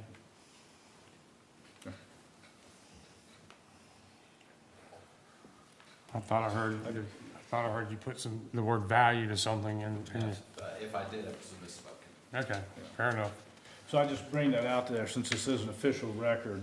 Yes, The sir. claim that of health and safety, I think, kind of exceeds the scope here a little bit, which goes back to, I guess, assumption number 18 on page 5. The subject has never been utilized as a waste disposal site for toxic or other hazardous Right. material. I'm not an expert environmental guy, I didn't do bull rings. Exactly. It's not my, so I'd say, that's not Gotcha, just it. okay. Thank you. I think it's So, And as a general comment, that goes to remember I said earlier, substantial, material, and competent. And you guys decide what is competent. Right. Is he competent to testify as to the issues you're currently speaking about? And that's in y'all's purview, so. and in your own words right then, did you not say that you are not qualified to say harm the environmentally or anything like that? I can, in regard to in harmony as far as value goes. Just with value? Just with value. Not in harmony with the area? You're just the If value. something That's was not not in what's harmony written with here. the area, it could impact value, but from my research, Right, you know, and using the words, the language, right. it is in harmony. in With that regard. value. With value, it will not have an adverse or detrimental value impact on Okay. the surrounding or adjacent property. Just so that you know why I'm asking it, is because in the findings, we have to find that it will be in harmony with the area, and you use the word harmony. So I want to make sure that you're not the spokesman for this group that is saying it's in harmony. Is that correct? With the nature, you're not an environmentalist, is that correct? No, I'm Okay, not. so as far as environmental impact and all that, No, sir. you're not saying that this is in harmony with nature in No, sir. any way? No, You're sir. just saying that this is in harmony with similar structures of value? Yes. Okay, And thank you. Yes, sir. Thank you very much. Is everybody satisfied with this testimony? Okay.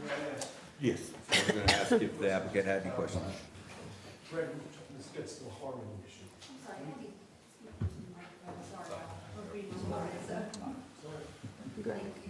With respect to the harmony issue, I know Mr. Pruitt's been asking you about harmony.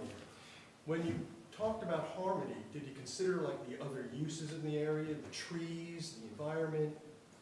Yes, I mean, I considered how it sits, where it sits, and what impact the project has. Obviously, it's one thing if the project went there and clear cut the whole site. Which is not going to do. It's not gonna do. Actually, if you look at the plan, they've preserved most of the live oaks and things like that. So in that regard, it is in harmony with its area, and that harmony is a value indicator. Is it harmonious with the existing RV park right next door? Yes, it is. Actually, it's a lower density, but yes, But it's harmonious. yes, it is. And when you look at it, you talked about before from like the drone's view looking down. Right. When you look at it in terms of what's surrounding it, vegetation, types of buildings, other uses, Right. not just uses, but in the context of the area around it, Right. is it still your opinion that it's harmonious with the area? Yes, and in fact, if you look at some of the dwellings, if you go down Old Schoolhouse Lane, most of those lots have been practically entirely cleared, where there is no remaining vegetation to speak of. So in that sense, you know, the project is better than some of the surrounding properties in that regard. And is it as harmonious as some of the other uses that could go in the VR3 district? Yes. Application? Yes, it is. I have no further questions. Thank you. Thank you.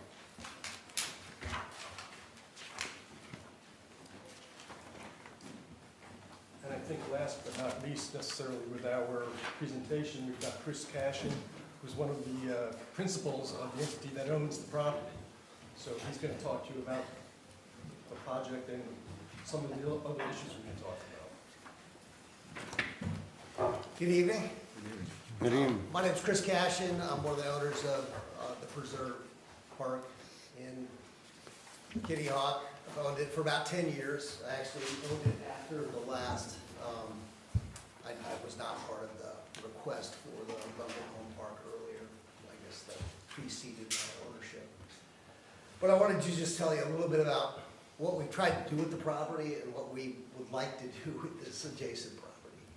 And when I bought it, there were some issues locally with the Preserve Park. The previous owner had done some work to improve it, and we've continued to do that. We really focused on using strong lease agreements, some standardized processes, some legal background checks, et cetera, to improve the tenancy in the park, and to make sure that we're complying with everything that the town of Kitty Hawk needs. And I have checked in periodically over the years with the police department, with the fire department, to say that we're running a good park. We haven't created any issues locally with the police. We've been in compliance with everything that we've been asked to do, and we maintain a very standardized schedule of maintenance and and trying to maintain a standard of RV that's in the park and trying to make sure that we're doing the best thing that we can for the area. So why are we thinking about expanding it? We've always owned the property next door. And it's a separate parcel. And the goal was, we'd like to see if we could continue to expand upon the things that we've learned over the 10 years of running the park that we currently have. And so, I get it, not everybody loves RV parks, but we really think I think it's an awesome use for here in the Outer Banks, if we do it right. And I wanted to make sure when we did this proposal that we did it right. And so, I hope if I've demonstrated anything to you, we spent the time to hire local experts to look at what is the environmental impact, how can we minimize that, how can we put the correct septic in place, how can we make sure there's minimized environmental impact, create a park that looks great, that has some maintenance of trees, has nice spacing between the spots, to create a really welcoming environment that we think we have now, but I think this steps it up even better on the second half of the park.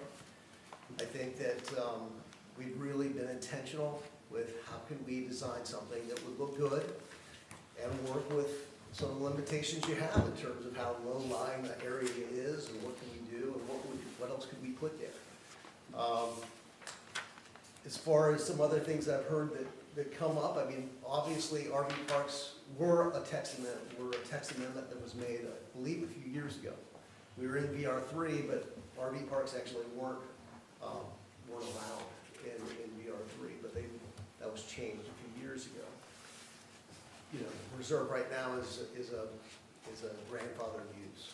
So we look to be compliant with all the standards that the RV park ordinance requires. That's what we're very intentional with, making sure John went through and did all the septic requirements and the turnaround requirements, and we just tried to do it a little bit above and beyond in terms of making it look like it would be a very attractive spot for people to come. And with that, I'd love to welcome your questions about what our intent is. I know there's some questions about tenancy and who's going to come. I'm more than happy to tell you how we plan on managing that, what we'll do.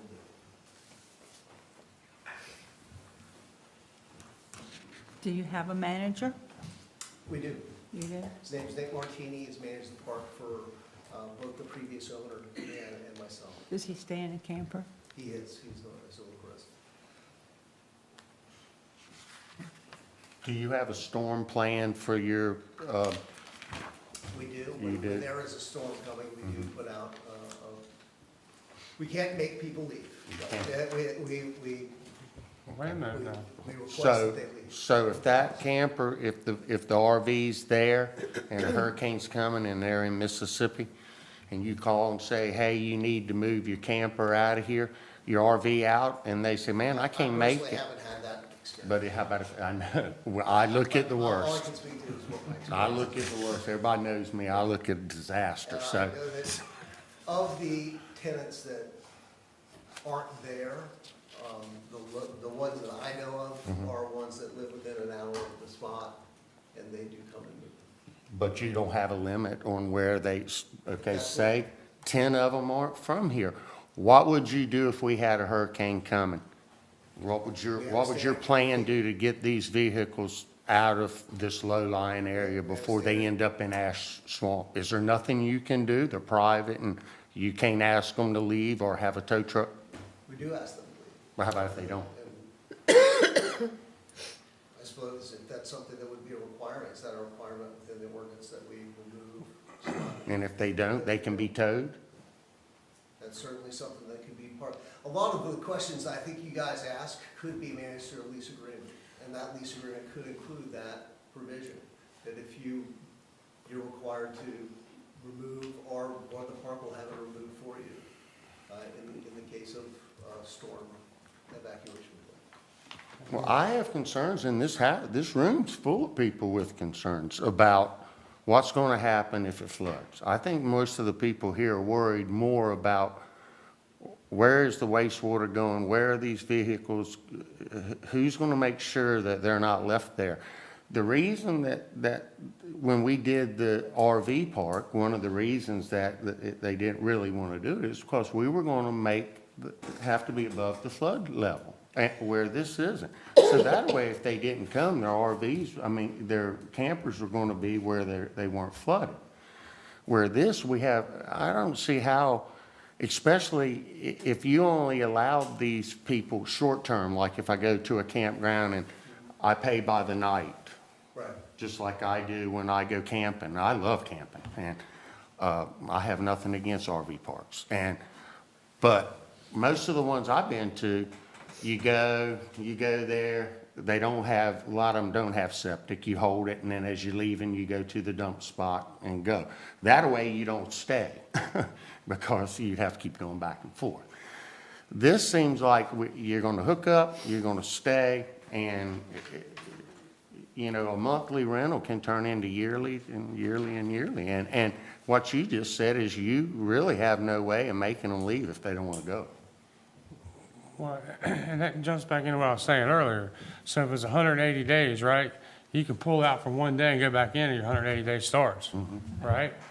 So, and then you say you can't make somebody leave. I may be off here, but if you're not a full-time resident and you're told mandatory evacuation, you can make them leave. So, I have concerns about that. My concern is you pull out for one day and you're right back for another 180 days. But to your point on the flooding and the hurricanes, if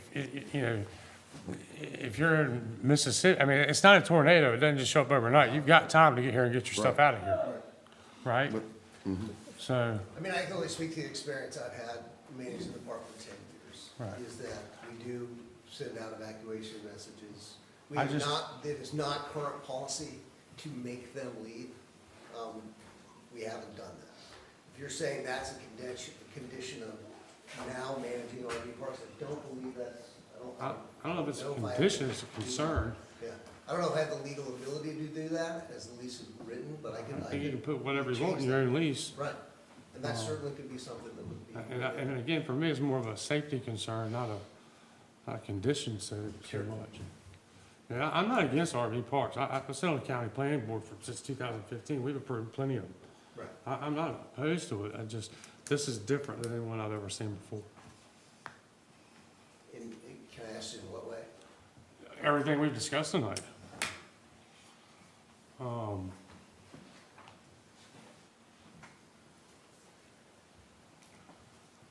I'm more concerned about the safety side of it. Environmental. And environmental. And what? Because that water does lead to open water. You might have to go through a culvert underneath a street, but it does get there. And that goes to Kitty Hawk Bay? Right. No question. And what body would satisfy you?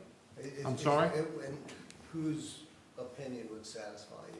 Well, it's not just my opinion, it's this whole board, everybody. I'm just, Yeah, I mean. If the stormwater and whatnot are approved by Dare County, I'm just asking what body would be able to provide the Catastrophic event. When we have the septic floating down to, look at Hatteras right now. That's all approved. So, I'm not trying to make it difficult on you. I'm just trying to throw, I'm like Councilman Pruitt, I'm throwing things out there that we have to think about as a council for the safety and well-being of all the residents around you. So, that's all I have for now. Anybody else? Dylan, have you got any? Just elaborate on that park manager position one more time. So that's great. You have a person that lives in the park right now that manages, and that works out wonderful. If that person left and no other person living in the park wanted to be that manager, what would you do? He does not live in the park. I misunderstood. Okay. He comes to the park. So in the event that you lost that employee, you would find another local person? Yes, sir. Okay. You don't have any, my point is, you don't have any plans to have an office or somewhere where he would have headquarters at? How are people going to get in and out of these? Talking about motorhomes, or are you talking about motorhomes, or? My experience of how people currently consume parking is that they would like to come.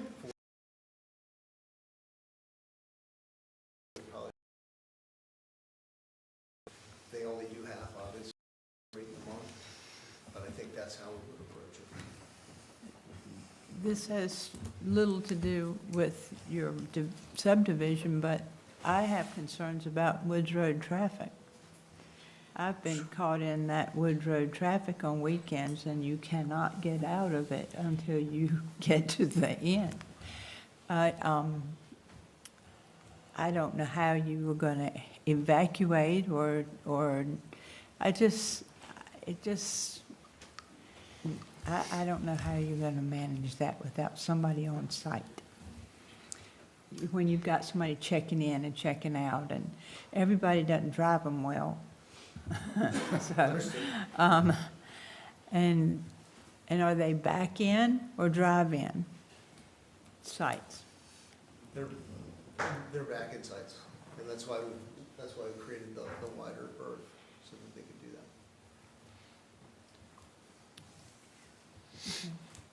that. And these will be for the owners only, an immediate family? They won't be able to leave them, and a cousin come stay? Do y'all have any of those kind of regulations? We do that in our current lease agreements, we do have, you can't sublet it. Not sublet, but I understand that, but I know that the parks here, I can't even let my nephew come if it's not me and my children. No, I do believe the lease agreement is super important, but that's, yes, it's not meant for. Because if I leave it for a period of time, I can go back home and I can tell my cousin, why don't you go stay for a couple of weeks, and then, or my nephews, but I know locally here that I was thinking about putting an RV in a park, because I like parks. And so I checked around, and I thought it'd be great if I had some family, they could go over there and stay, and I found out that's not the way it works here. Right. It's for me and me only. I just was wondering if this was very similar, where, you know, nobody else can stay in there but the immediate family. Well, and it's not a gated community either, you know, to prevent folks from coming and going as they want. With that lease that you have now currently, how long are people allowed, what's the maximum length amount of time somebody can currently sign with you? At this point, they can roll month to month for as long as they have, as long as they. So you just do a There month to month isn't and then- there isn't a maximum. Okay, okay. So that would be a change. And this is currently in the current park is also in the same flood zone as? 100%. Okay. And And so in everything 10 in there years- is able to be pulled away and I've got a 180-day requirement and I mean, or in the 1 10 year. years I've owned it, we've not had a flood problem. I mean, we've had some. Well, I'm just water saying, like, right problems. now, do you track, since it isn't a flood zone and there's a 180-day requirement or a 1-year requirement to have it, We the have, camper we have registered? a running registration of who's in the lots. Yes. Okay, so you keep up with that and you maintain the 180 days and currently? Okay. We have information on the vehicle, we have security deposits, we have Mhm. whatnot that collect for those. Going back to Mayor Walker's concern about traffic on the Woods Road, have you been in coordination with any sort of traffic engineer regarding additional ingress and egress John, I don't believe we have that. next to, the entrance is so close to an existing intersection. I know on new curb cuts, for new projects, you would want a certain separation between an intersection. That's sort of, I could see creating a danger. I'm not a traffic engineer. I'm not a traffic engineer, but 32 units, 32 RV units are gonna have one vehicle, maybe two vehicles on them. And I say one vehicle because usually the RV tows the, Mhm. tows the electric vehicle, they use to get around here. Ms. Walker, yes, I know that Saturday afternoon, or Saturday mornings, people trying to sneak up that Woods Yeah, Road, they go go back all the way Take a up. shortcut. I don't know what we can do with that. I don't know either. If we could find a solution to that, it would be wonderful. It would I mean, be. the solution to that is to get up at 7 o'clock to go up to Walmart and not get caught in at 11. Mike, But that's just an inconvenience, and I think what Councilman Tillett's saying is you've got you got a T intersection right there, and you've got an angle road. Right now, you've got folks that are staying there long-term, I mean, they're not coming and going, but you come out that, you know, just driving out of there, and I run through there all the time. When you come out of that lot, you're looking right back down, you're coming at an angle, and you look back right down the swamp. If you got a rig behind you, you're pulling out in front of a 35 zone, or, you know, somebody going, sometimes, well, I guess some people go 50 down there, but, not you, I'm not saying. But that could be a tight spot, right, when you're coming out with a rig, and so you gotta be real careful, it could be a concern. Now you're gonna have a lot more activity, 30 more spots, and, 32 more spots, and so forth and so on, so I get what Councilman Tillett's getting at there, so. I mean, typically, you know, a typical operation on where the RV park is not gonna be traffic problem, because they're not all coming and going at the same time, it's not like church. Until that Like hurricane a hits, theater. until that hurricane hits, and now you've Yeah. got 30-some plus the 30 original, 30 vehicles. trying to egress all at one How time. many thousands of vehicles do we have trying to get off? One way in, one way out, and it's, That's right. it's a safety issue. You Yeah. know, no parking lot around a commercial would allow you to go one way in, one way out to Walmart or anything like that. You gotta have ingress, egress for safety, so. Yeah, but the traffic counts at something like and we did traffic studies when we did the BB&T where the new Right. Rural Farms is gonna go. We had that all looked at, and on a shopping center like that, your traffic count is higher, Yeah. much higher. I don't wanna mix much streams higher. here, that's a whole different animal, That's a whole right? different It's a animal. commercial spot and all that, but I you mean, do if- have a if- lot of people packed. If we develop this parcel in compliance with the permitted uses and put 24, 25, three-bedroom apartments on here, the traffic would be much, much higher than 32.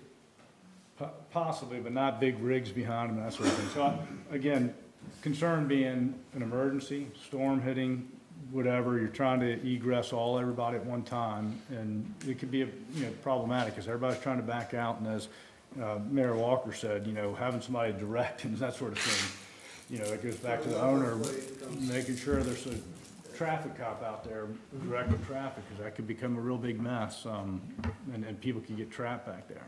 Not to mention a fire hazard, not that we're too worried about that, but. I mean, I think that's probably more of a worry than flood. Thank you. No, I agree. I think a manager, that's why a manager, I do believe is important. Since we're talking about the intersection, we're there, we're gonna go back to the Baum property. Exactly how wide is the easement? Is somebody? I would have to look back. Okay. I know we do have a very tight easement agreement that dates back to when we purchased the original park. And That was a big, it just seems like to me, we'd like to know, I would like to know if she was to pinch and just hold you to your exact easement there, exactly what your easement is anybody? Well, no, I'd love to contact Mrs. Baum and talk to her about it, but I've not been successful. did the appraiser not pull an easement? Did you? I did not believe it.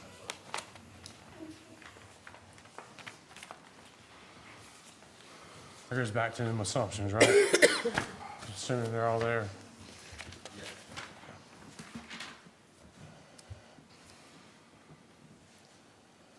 Anybody else have questions?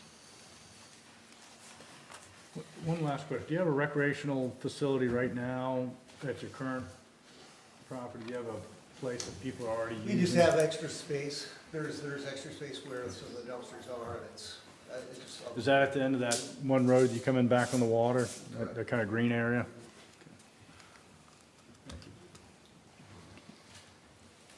Madam Mayor, may I ask Mr. Cashin one question? Certainly. Over the course of your 10 years of association,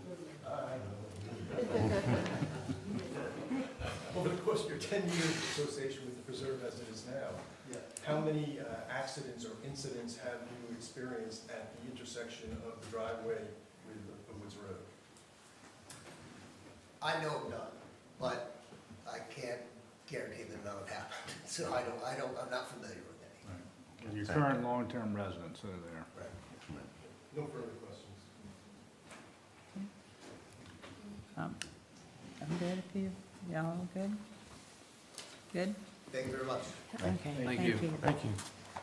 Now, I want to make sure that everybody has had an opportunity to ask questions and to come forward. Yes, I just have a question. I have a You're a question. quick study.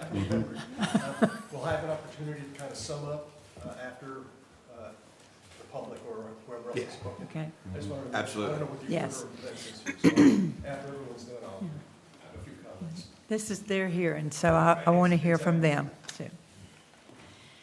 Madam Mayor, we do have someone from the public sign up to speak if all of them is applicant. Okay? Go state your name and address and speak directly into the microphone. Well, I will state my name and my address and, she was, yeah. Yeah, she was sworn in. She was. but apparently, I'm Audrey Wendell, I live at 1022 West Kitty Hawk Road. Happy New Year. Thank I appreciate the time. I come to a lot of public meetings here at the council and spoke, but I am by no means a expert, which I just probably shot myself in the foot not signing up for public comment, but I guess that didn't matter either because that was such an eloquent letter that was read into the meeting. The only expertise I have is that I live in the village. And I live not adjacent, but pretty daggone close to where this is going.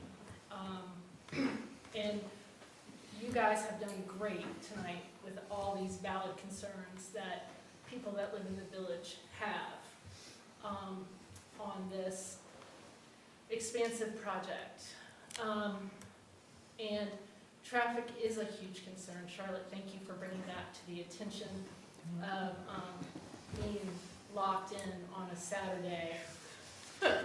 Thank It goodness. only takes once. Yes. You don't Thank forget goodness it. for the bike path.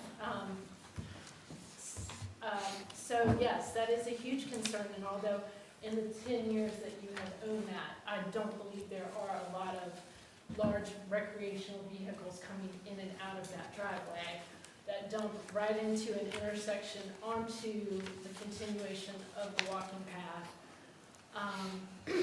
So that is a huge concern. Also, something else that we have thought about with people staying here long-term, and I know there's 2 parking spots per lot, but I know being a frequenter of RV parks and camping, that's gonna really increase the e-bike traffic as well, because I know a lot of people, if they're parked, they're gonna e-bike, and that's already a concern.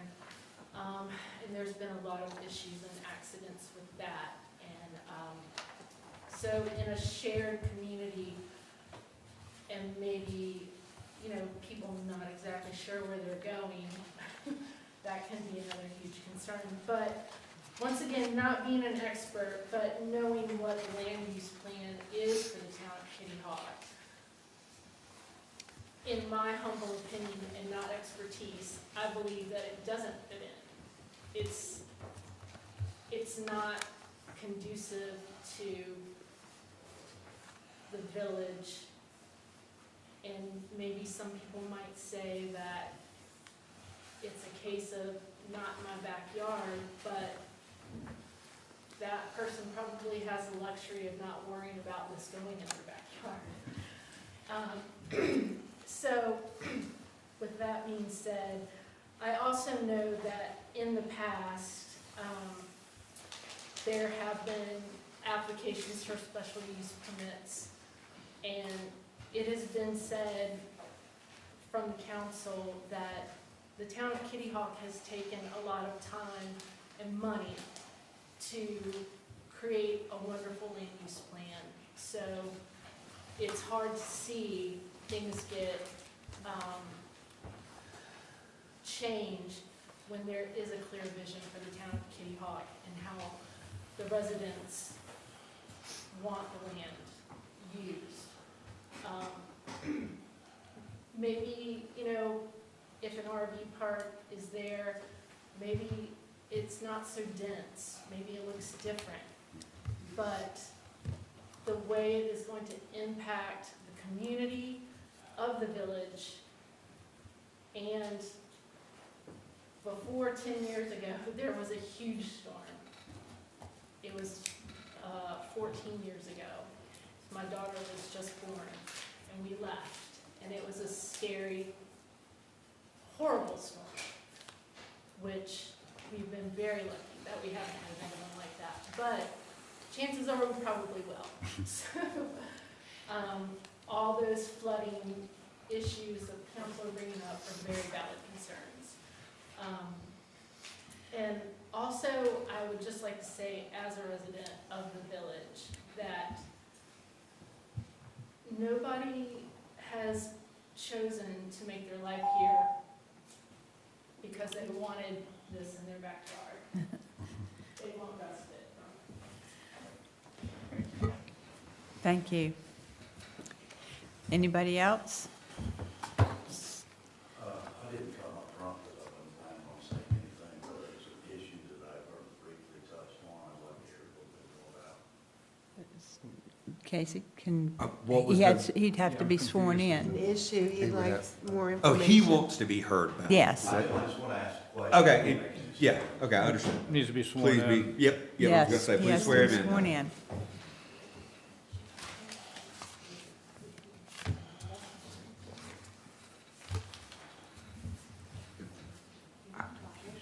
You swear that the evidence that shall be in this action shall be the truth and whole truth, and nothing but the truth, so help you God. More clarification. My name's Curtis Pentecost. I live at 1047 Twyford Street. I heard Councilman Hines briefly mention a fire, and I haven't heard anybody mention anything about fire control, fire hydrants, or outdoor fires like grills and things like that. I woke up one night and the house behind Ronnie Tillett's house was on fire. That was a scary situation. I was really concerned that the whole forest was going to go up. And I never had a problem with the trailer court, never even noticed that they were over there. But with that many packed in, I have been at Frisco Campground on holidays, and there's fires, there's drinking, there's yelling and screaming. Like I said, I have never heard anything, didn't even know the trailer park was over there really.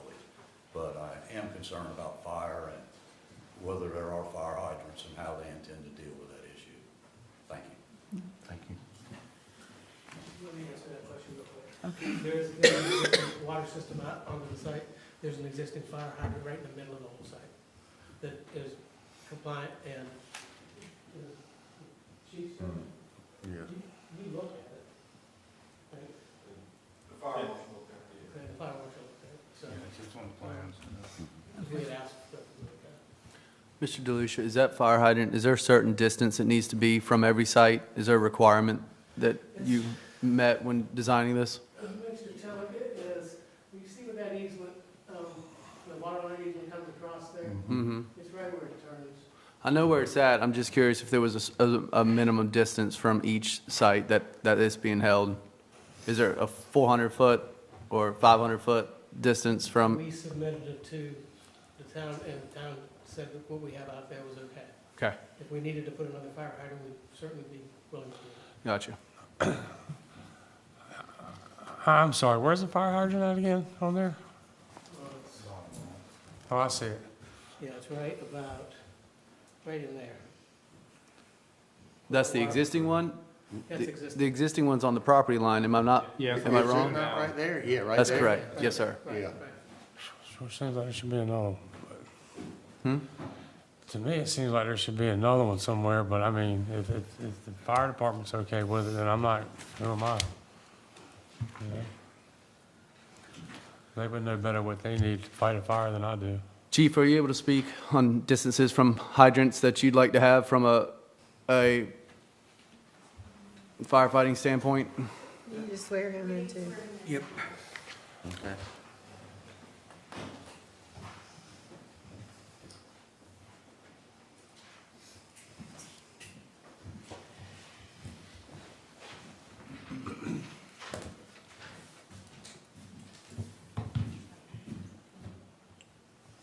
Do you swear that the evidence you shall give in this action shall be the truth, the whole truth, and nothing but the truth, so help you God?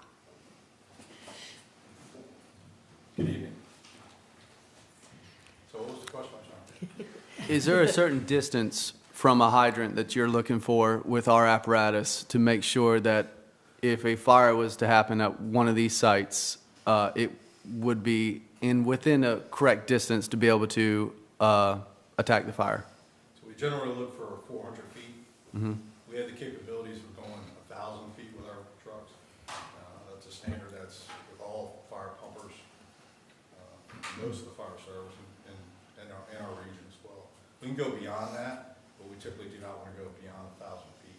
In terms of what we look in the plans, we're looking around the 400 to 600 feet range. So you feel that's adequate for you guys, the way it is now? This was approved by the fire marshal, so yeah, he knows what I look for, so as long as we're in that 400 to 600 foot range, it's typically what we look for.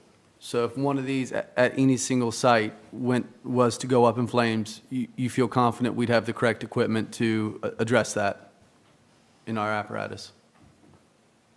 It's not really about the equipment, it's about the staffing and the manpower.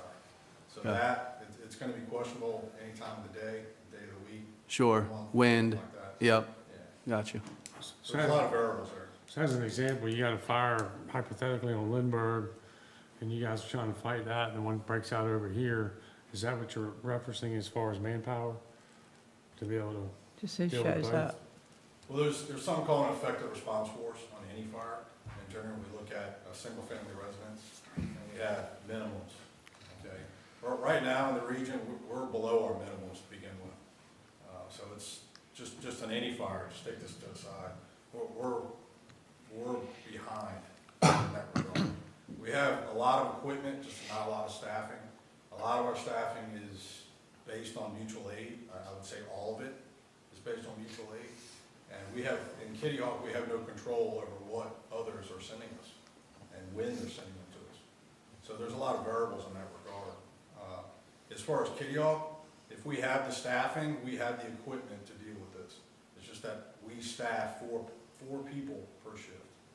So if you're asking if Kitty Hawk can handle that, I'm gonna say no, we cannot. would an extra hydrant make it easier? It's still going back to the staffing question. We're gonna have people staffing those fire trucks, and responding. Now, on a good day, we do get that staffing in a relatively quick time, and we can handle that. But if you're asking me at every day, every moment of the day, can we handle that? There's a lot of variables there. I can't really answer that perfectly. That's fair. Chief, do you know if that's a dead-end line to that hydrant, or if it's a spaghetti line or a loop line? Or do you know? It's most likely a dead end. A spaghetti dead end?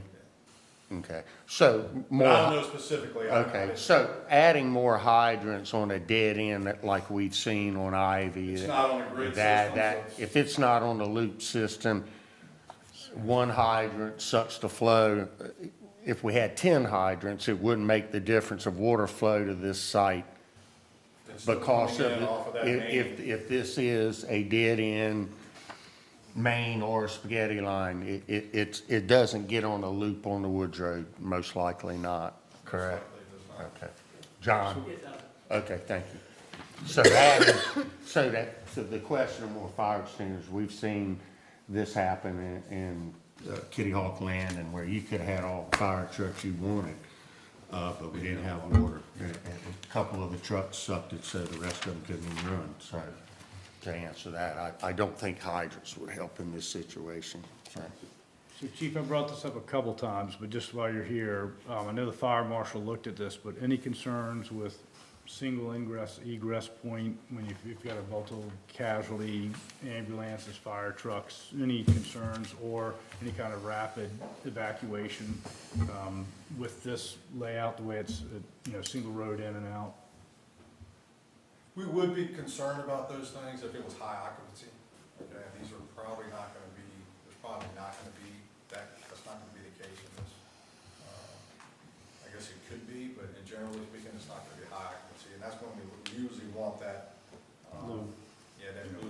can get ambulances in and out of there, any emergency vehicles in and out of there. So no, we're not all that concerned. We're able to get our trucks in and out of there, effectively, with the hammerhead, and get in and out. We did look at that when these plans came out to make sure that it was meeting that standard, and it does. Out of curiosity, what is the procedure for turning around at a Hammerhead intersection? Do crew members jump out of the truck and guide the truck backwards? Yes, sir. Okay. They would So pull that- one leg, they'd get out, back up down the other leg. Okay. If I'm not mistaken, it was supposed to be 60 feet on each, of the legs, I think that's what it said there. and it met that, so. Did you or the applicant receive any sort of written report from the fire marshal when he did the review on that hydrant? Not that I'm aware of. Okay. Rob, you don't know of any, you haven't received any on that note? Okay. Rob, is there a flow rate for dwellings by, like one hydrant at a certain flow rate can only service a certain amount of dwellings? Is there anything in the code like that? Nothing. No, okay.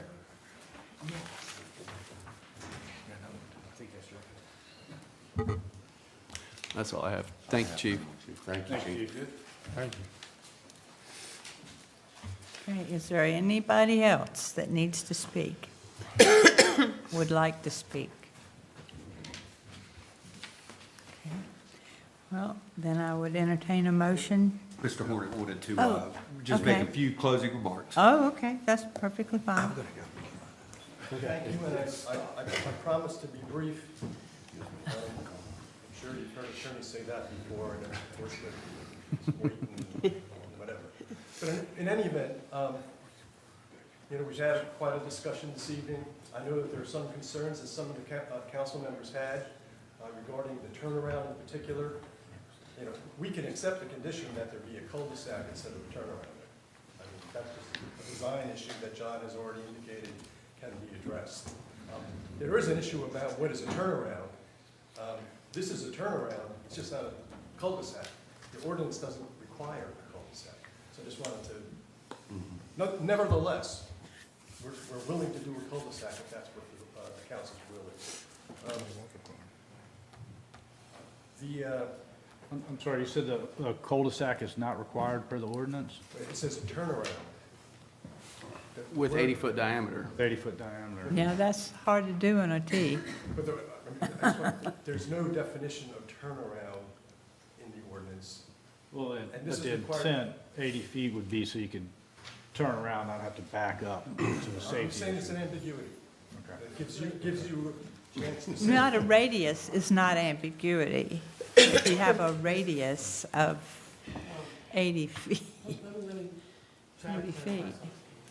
The ordinance says, any road designed to be permanently closed should have a turnaround at the closed end with a minimum right-of-way diameter of 80 feet. We don't have a right-of-way in here. This is a driveway. But we do have a turnaround that has more than 80 feet in it. I mean, if you want us to do a circular one there, we certainly can do that. I can accommodate that. But we're still gonna leave that T up there. It's still gonna be part of the plan because it still will provide a turnaround for the fire department to use. Fire department can't turn around in an 80-foot cul-de-sac. I mean, they've got to do a lot of backing. I've seen them at the end of my road. So, the turnaround that we have there has an 80-foot. It has probably 120 foot of turnaround space in it because we have 60 feet to the west and we have about 100 and some feet to the east. And we don't have a right-of-way in here that would have an 80-foot. So, I mean, I'm not sure if you want to see a circular, it won't be as good as this. And I still think it meets this ordinance. My opinion. May I interject for a second? Sure. Chief Tyler, would you say that what he said is accurate on the 80-foot turnaround for you guys? I would accept the challenge. There's a That's flag. fair. And I have a rodeo. Motorhomes with a vehicle on the back of it don't back up either.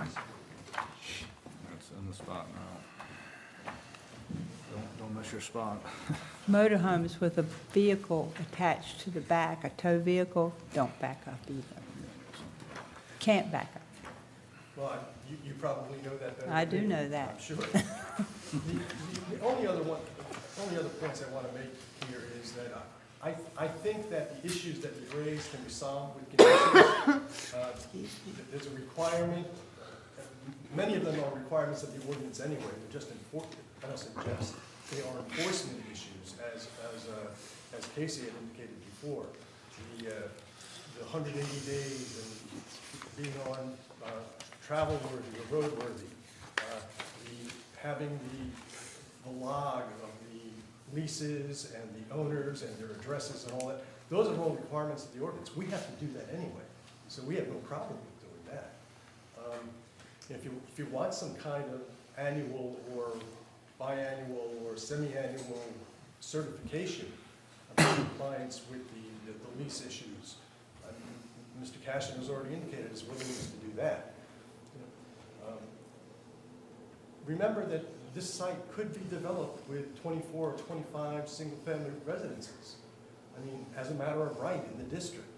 So what we're proposing here from a traffic standpoint is probably less of an issue than having 25 or 24 single-family detached units on the property, given the number of trips per day and the like. So please don't consider this just with respect to being vacant land and having a proposal on vacant land. You have to consider what else could be there and whether this is better, worse, or about the same as. I would ask you to keep that in mind. And there's much discussion about harmony. I mean, harmony isn't just zoning stuff. Harmony has to do with what the character of the area and with the proposal in the context of the area in which it's proposed. And you heard Mr. Bourne and Mr. Cashin and Mr. DeLucia all talk about what's around this property. I mean, you have the existing mobile home RV park right next door. You have some commercial uses down up to the north, I suppose. And you got some residential uses, including one with a warehouse, some that are perhaps dilapidated mobile homes. Others are modest single-family residences. All in the area, there are trees. We're going to preserve as many trees as we can on the site. As a matter of fact, one of the reasons why we're doing the 18 units is so that we don't have to do a big septic field where we're going to have to take down a bunch of trees. So we've tried to be as harmonious, as accommodating to the existing environment. This is a place where people will come. You'll be attracting families and visitors, so you're consistent with those issues of the land use ordinance. And I submit that we presented to you sufficient evidence for all 4 findings. Compliance with the code. For those things that you don't think we comply with, attach conditions. It's easy. I will say one thing about harmony. I love the word flow and harmony. It's kind of like, as an attorney, it's kind of like reasonable, right? What I find to be in harmony, you may not be, and what you find to be reasonable, I may not find to be reasonable. It may be in the eye of the beholder. That's correct. Yeah, I understand that. Okay. But there's also, there's some objective standard that someone will look at. No, I understand. But you might like green, I might like yellow. I mean, it's. If I could, maybe to, along with that point, to clarify a little better, is we keep using the word harmony, but it's harmony in relation to the entire sentence, which is harmony in the area in which is located to be in general conformity with a comprehensive plan. So we've talked about ordinance, but we haven't talked about the comprehensive plan. When I talk about the comprehensive plan, the land use plan that was put together by the town as a guiding document. For instance, on page 39 of the land use plan, they state, use the future land use map and character area description as a guide when making land use and development permitting decisions. This is especially relevant to the rezonings and decisions of where to extend public infrastructure and services.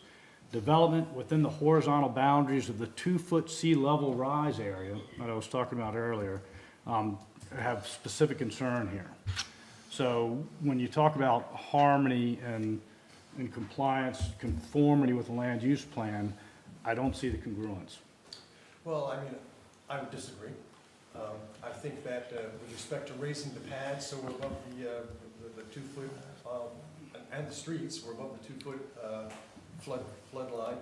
The property is owned RV or VR3. I mean, what we're proposing is consistent with the zoning, which this, It's special use. which It's this special use. council, not necessarily you guys, but this council has said it is an appropriate use in that district, subject to condition, a special use Right, permit, which is right. what you're. So we're talking about special use. So having said that, further in the, you know, the land use plan, as, you know, called out, what is, you know, the two areas is in the accommodate and adapt and acknowledge and conserve. And that acknowledge and conserve is pretty specific, you know, when it talks about what you're allowed to do. And in that it says, discourage new development that relies on septic tanks in areas that will be inundated, again, with this 2-foot sea rise area. So that becomes problematic as well when you talk about septic systems and keeping with the land use and with the conformity of it. There's plenty of other things to include under Goal 3, Policy 3.1, which Mr. Testman pointed out, manage land use and development to minimize primary and secondary impacts on resources and existing residents through standards for development. I mean, there's the whole gamut. I don't see how we don't comply with that. And then 4.1, encourage the preservation of maritime forests, floodplains, marshes, and wetlands through development regulations and land protection initiatives.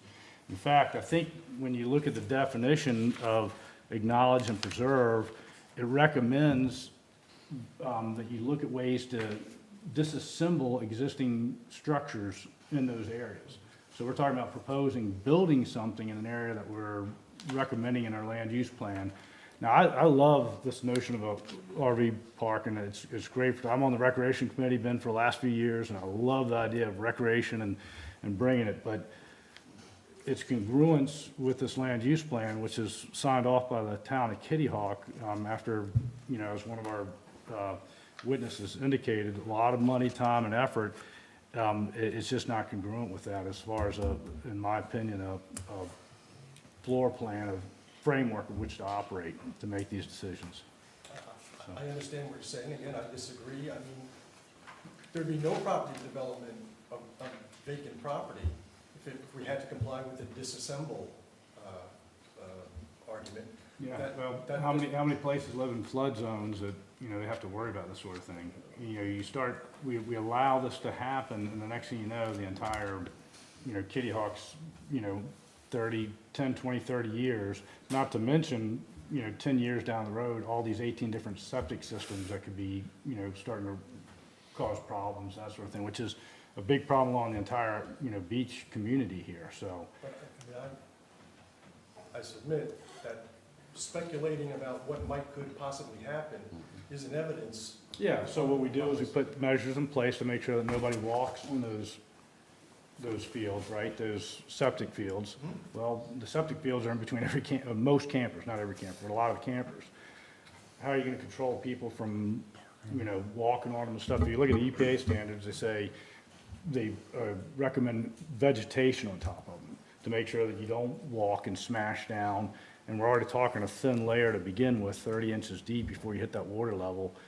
You know, I don't care, you can build up several feet, but then again, land use plan calls out for making sure you don't use fill in these marshland areas, because then it can run off and create different stormwater issues. And I know we got infiltration basins and stuff, but. Right. And the septic systems, I mean, as John DeLucia has said a few times, I mean, every yard in a single-family residence has a septic system, and if it's your backyard or your front yard, people are walking on that, playing wiffle ball on it, Or volleyball. parking on them.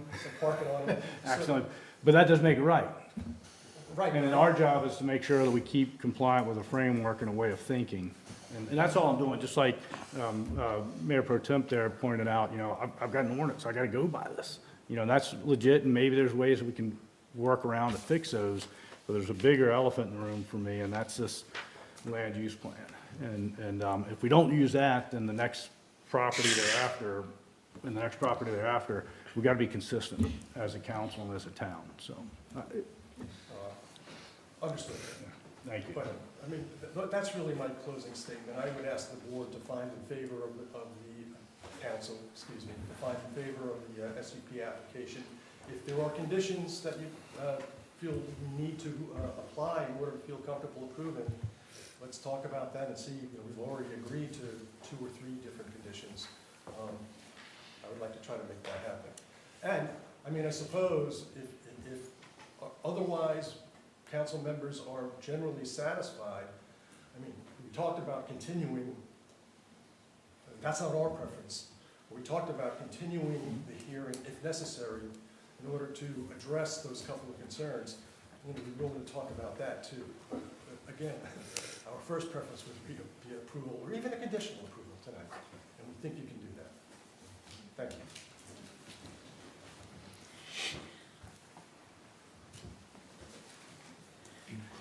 Okay. May I have a motion to come out of public hearing? So moved, Ms. Mayor. Second. Thank you. All right. We are now back in regular session. Council, do you have comments? Oh, I know. Excuse me, again, my goodness. All in favor? Aye. All opposed? We're back in regular session now. Thank you very much. I do have a motion to do you have questions? And just to keep it orderly, so that way, no matter which way this thing goes, for the record, for the minute taking, and for Rob later, and preparing whatever order prepared, I think, let's just do it this way. Since section 42-100B8, in order to approve this application, you guys must make findings that the proposed special use does 4 certain things. So let's take each one by one. Let's start with A. Do you guys, in the discussion you guys have, I'm not saying vote, just discuss, does the proposed special use materially, or do you make a finding that it does not materially endanger the public health or safety? So you've got to find that it does not endanger public health or safety. Leaching septic tanks into there, going into Kitty Hawk Bay. My boss died 2 years ago from a bacteria infection, and they pretty much directly relate that to E. coli from the bacteria coming out of the septic. So when there is assumptions that, you know, when the man said, you know, how do we do it? I'm a waterman, I work on the water. Years ago, crabs didn't die in the bottom of our pots. When the water gets stagnant, the bacteria didn't go. It didn't happen. Now we have dead crabs, and every time the tide quits moving, when the Kool-Aid separates, I say, the bad water sinks to the bottom and everything down there dies. The bacteria is real. We've had several deaths here on the Outer Banks. We're closing our popular swimming areas, one right after the other. In the peak of our tourist season, we're telling people don't get in the water. As a commercial fisherman, and I'm sure my fellow commercial fishermen will join with me, we worry that someday somebody will say, hey, y'all can't eat the seafood coming out of the Albemarle Sound, Pamlico Sound, Neuse River. It's a scare. We make a living, you know, like you make a living off campgrounds. We make a living off this water, and we are very concerned about what's going in it. So I think this is very dense, me personally, but we're talking about endangering. So I think the proof's in the pudding of the bacteria and the state shutting down Jockey's Ridge Swimming Hole, Collington Harbor Park, Southern Shores Boat Park. All of those are closed down every summer when they test because of the bacteria. More and more of the island, look, we're floating barrier sand. We can't hold much more. I know it seems dense to me, and I worry about the safety of the people around. The kids playing in the little, say it rains and a kid running out there. I mean, that's a lot of septic tanks leaching into Ash Swamp. And on the septic, since you brought that up, is that Does that have anything to do with the low-lying The area that low-lying- we're talking yeah. about, such as the acknowledge and conserve? Yes, and, you know, we all operate on septic tanks, and mine is just as guilty as yours would be. I'm not saying mine's any different. I don't think, they're not a very good method anymore. When I first built my house, my yard didn't flood. My septic stayed dry all the time. In 30 years, in the last 10, it's just, the water table's rising. So I have concerns about the health, I have the concerns about the health of the fish and the turtles and everything that's in that ash swamp. That swamp's full of white egrets, so, you know, sometimes 20, 30 at a time that come there every single day that'll be drinking that water, you know. So, yeah, I have concerns about the health of not only people, but of the nature that's in Ash Swamp. So that's addressing that. I'd like to add to that the public safety, adding additional flow to a curb cut so close to an existing intersection without hearing from an expert in that traffic field. I'm unsure that it's adding, it could be additional public safety or lack of public safety. No traffic study presentation, no expert testifying as Correct. to those items? Correct. I as well, with the traffic, have an issue with safety, simply from the standpoint, I know that the fire chief talked to, not having some concern, but I worry that if something happens, a flash fire, or any, you know, anything like that, you know, or mass casualty, you know, fire, grill Propane. blows up, propane tank blows up, and next thing you know, if I was there, I'm gonna jump in my RV and I'm gonna get it out as fast as I can, because I don't want the guy next door catching me on fire. And now I'm just blocking the road for any, you know, cars coming in and out, single lane, all the way back to a dead end. Just doesn't sit well with me, so that's a concern I have as well. And I'll also add, we don't know what the easement is. It could be 10 feet. Understood. She could put a fence on both sides and we couldn't get a fire truck through there, period.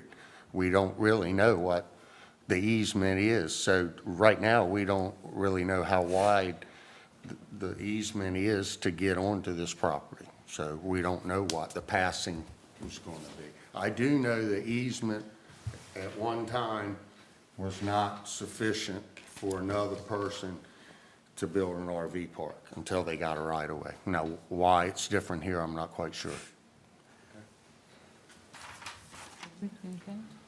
I'm gonna get back to Councilman Pruitt with his, you know, with the ordinances and making sure we're complying. Well, that's up next. Okay. That's B. So Okay. if we're ready to move on, we'll go to B, which is, B. is there a finding, and David, you, Commissioner, Councilman Hines, lead off with that. Does this particular application meet all required conditions and specifications of our ordinance? For me, it does not. Okay, you want to elaborate? Pretty much going back to the first round of questions. There's just some, like the easement, I mean, there's unknowns, I mean. Road length, And I'll bring up some issues that I took down while y'all were, And for the record, while y'all were I'm discussing. not totally, I like the idea of having, Right. We're just talking very particular as to what our ordinance Right. says. There was the issue with the 80-foot right-of-way turnaround in diameter. If I recall correctly, I believe Rob testified that he did not believe that the proposal itself evidenced what the intent of that particular ordinance provision was. The applicant, of course, had an engineer that said, yes, just put things out there for y'all's consideration. The other issue, I believe, Councilman Tillett brought up was that the issue of the road into the park not exceeding 1,000 feet, being measured from the park entrance. I do believe the testimony was that the park entrance was gonna be from starting at essentially the public right-of-way at the Baum property, and measuring from there, it did exceed 1,000 feet, maybe 1,090, I believe is what Rob's report said. So- 1090.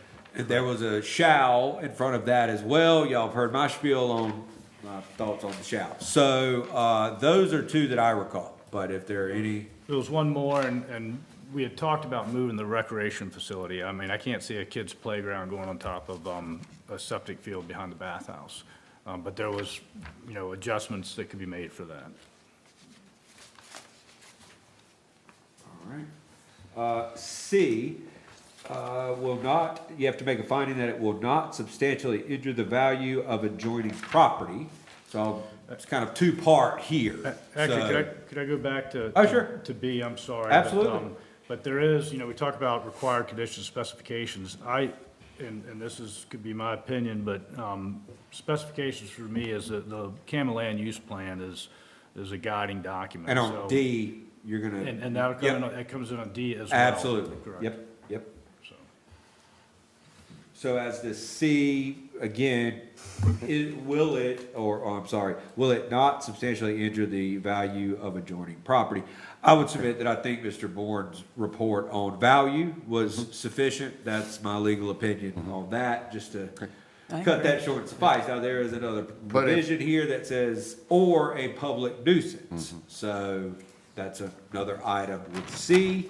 I don't know if you guys have any comments on whether or not this would constitute a public nuisance potentially. The only thing I'd like is when the appraiser did the adjoining property and you look at the commercial district, the only reason that was allowed is because there was a trade, you go commercial, and they gave us 540 acres to the coastal reserve. So it really isn't in harmony, but in order to get 540 acres that were never going to be ever disturbed again, it was a kind of a trade back. That's the reason that when you see the garden center, the provision was if they'd let them build the communication tower, the storage building, and the garden center, you give the town 540. So it's really, yeah, it's in harmony, but they paid, with a lot of land, so there was a good return. For public nuisance, my only concern would be, noise levels around, your nice quiet pond. If I live there, now it's gonna have 30 more sites of people recreating and that sort of thing, which is good. But I do appreciate the current owner right now ensuring that his current property has been cleaned up and taken care of, and I very much appreciate that. So I think that he would be able to keep that hopefully under control, so. Okay. Anyone else on that? If not, we'll go to D, which I've heard a lot of commentary about during this proceeding. We'll break it down into two parts. A, will the application be in harmony with the area in which it is located? That's item 1. Thoughts on the harmonious nature. And it is true when you're looking at this, one of the considerations you have to make are, not the only, but the uses that surround the particular proposed development. That is certainly a consideration, not saying it's the only, but it is certainly a consideration when you I don't find it to be non-harmonious personally. So you find it to be in harmony? You believe it is harmonious? I don't think you'll even really see it. But Okay, gotcha. I don't think it's in harmony with that amount of density. I believe the site plan could be modified with less and be way more, they keep talking about trees, leaving trees, and I don't know, what do I count, 8, I think? John? I mean, the rest of it's over in the swamp that you couldn't cut down anyway, I don't think. I don't see but about 1, 2, 3, 4, 5, 6, 7, 8. 9, 10, 11. No, you're not counting up in the swamp, are you, or down in the repair? No, that 30-foot buffer. I'm talking about it right out where the trailers are. I only see 8. When you see all of those little flower-like things, those are all the trees that we're leaving. Are you talking in Ash Swamp? No, not in the swamp, but that. On the east side. In the buffer, but actually out in the trailer park itself on the flats. Let me just count a few of them. I got 1, 2, 3, 4, 5, 6, 7, 8, 9, 10, 11, 12, 13, 14, 15, 16, just on this lower half alone. Yeah, but you're counting all down in the orange and all that. I'm talking, but how about in the white area? The white area is the swamp, up at the top. No, the white clear area where all the spaces are. You're talking about on the east side. There still is trees being left in those areas. You've got to that center, right?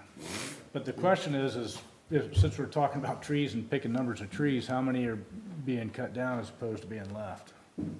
That's not in the ordinance. That's not in the ordinance. No, but it's in the land use What we did plan. is we went out there, we had them all located. We had them all located by the survey. Mhm. And then we tried to work around the ones that we could. I mean, I'm a big tree preservation type person. We've preserved a lot of trees on a lot of developments that I've done. Sure. But you gotta look at the uses. Yeah, well, I mean, and I've also got to look at the CAM land use plan, which, you know, says we can't be chopping down trees, you know, Minimizing impacts. minimizing. That's the very impact. next item in D. So go ahead and discuss that, whether or not it's in general conformity with the comprehensive plan. I'd like to make a statement that I agree with the entire statement Councilman Mance said about the policies in the land use plan. And that was while Mr. Hornick was performing his closing argument, is that, or closing comments? That's correct. Okay. Yes, that's correct. Got it. And Mr. Mance, do you have any other comments on the land use plan issue?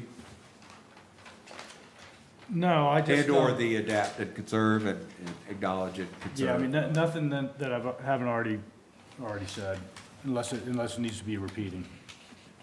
No, I mean, if you guys all recall what Mr. Mance said while on the record, while Mr. Hornick was issuing his That's why I wanted to say closing it. comments. While I was on the record. If he adopts those comments right now, I believe that to be sufficient. I think he does. All right. Any more discussion then? And y'all can, Mayor, please take it away and vote on each item if you would. However, just go down A through D, just as to whether or not these. Can you read each item again? Yeah, oh, you want me to do it that way? Let's do it that way. Okay. So, now you guys are gonna vote. But we're gonna vote on the whole thing. Either we're gonna approve this site plan or not. I mean, we're not gonna sit here and prove each little condition on it. No. What, we can do it another way. All You have to make findings on all of these. Okay. So that's the only reason I was gonna say, so if any of these are a no, then it doesn't, you're not gonna likely approve it. You're not going to approve it, because you must make findings that it does not materially endanger the public health or safety. And do you vote on that particular issue?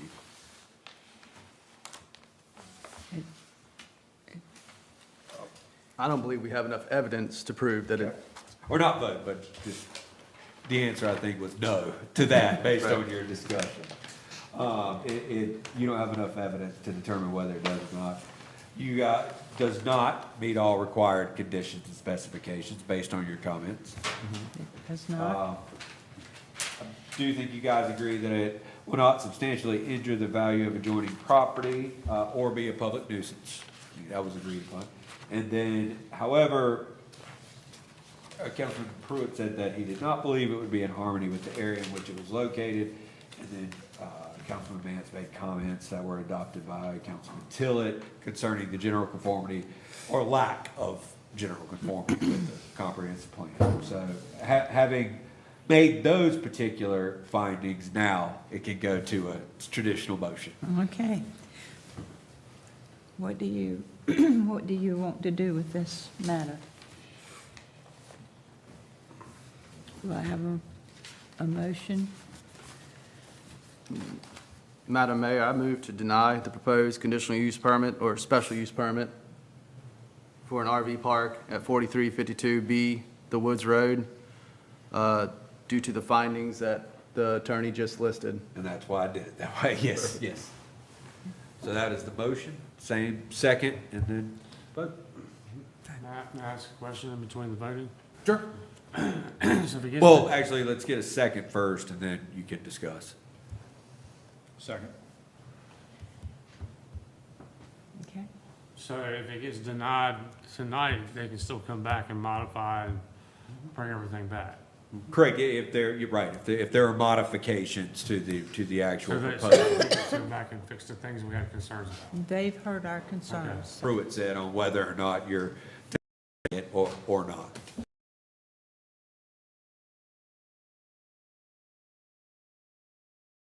It doesn't be a. That's what's on the table.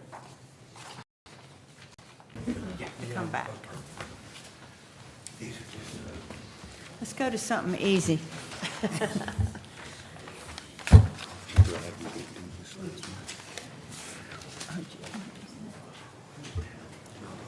Thank you. I appreciate it. Thank you so much. Thank you. Thank you. Santa Claus will be late coming.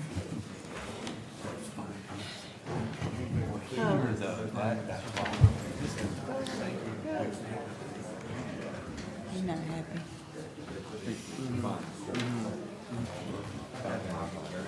Yeah, great. But this, we're gonna. All right, appreciate that. Sorry about that, y'all. That's- That's. That's when- fine, you just hop When you in wind up here. in court over stuff like that, Right. that's not making those specific findings is where we run into Well- the issue. But you did great in that All particular. right. All right, next we need to nominate a Recreation Committee member. Yes, ma'am. Madam Mayor, I'd like to nominate Linda Allgood for a position on the Recreation Committee. I'll make a second to that. Okay, great. All in favor? Aye. Aye. Got that one right. Oh, yes. I'm so proud of that. Yeah, that's right. Get back to my notes here. Okay. Melody, do you have anything to say, or do we need an intermission? Yeah. Or what do we need to do Do here? I have anything to say? Actually, not much today. Okay.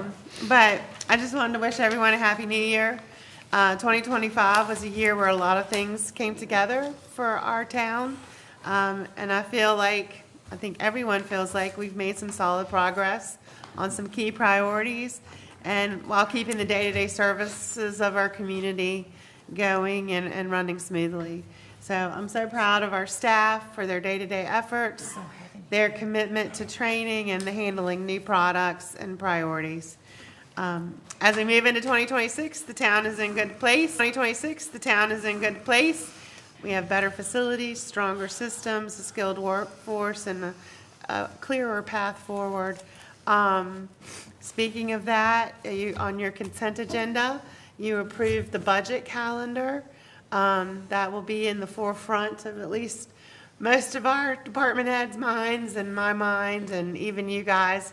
That will be filtering down to you. We approved the calendar. Our budget retreat, where we all get together, which is a public meeting, will be held on March the 18th at 9 a.m. We believe at the police department this year. Also, just kind of following up, you had at your places tonight policies that were given to you a while back that you asked to kind of put aside until February. Again, I'm hoping that we can work through these things and any questions that you have, maybe, and not have a 3-hour meeting about them. Self-serving maybe. But yeah, so you have these, and I hope you have ample time to review it and ask questions. And other than that, Christmas tree pickup is ongoing, and place your undecorated tinsel-free Christmas tree along the curbside, and they'll be picked up in a timely manner. You can also drop your tree off at the Kitty Hawk Bathhouse, and that way it will definitely be used for dune restoration. And that's all I have. How about from the town attorney? I've talked a lot. Happy New Year, guys, and what a meeting to start the new year I'm off. telling you, what an, 3-hour get out. what an initiation But here. nothing else for me, Mayor. All right. And town council, Dylan, do you have anything? Just want to send a special thanks to Rob for his hard work in the past 2 quasi-judicial hearings, month to month, back to back. Nice work. Everything was very laid out, and we appreciate your hard work on all of it.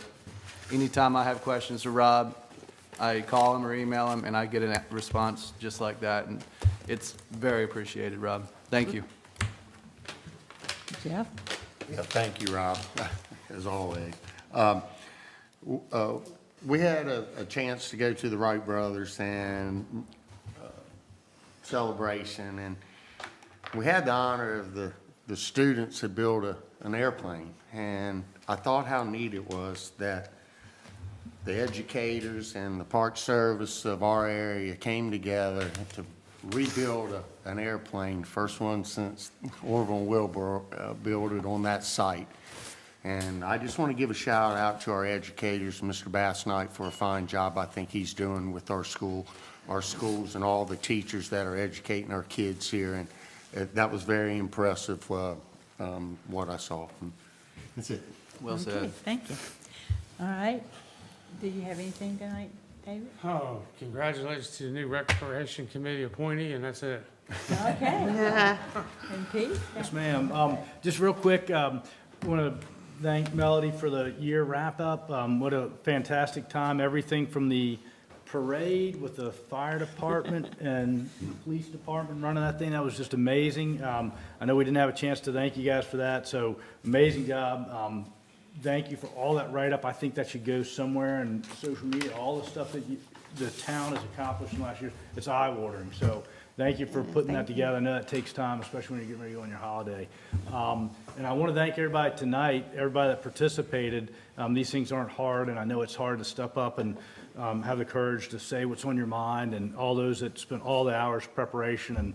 And you know, all we can do is hope that we made the right decision tonight, and thank everybody for all their input. So. Okay. And I would like to thank all the department heads for the work that went into our Christmas caravan.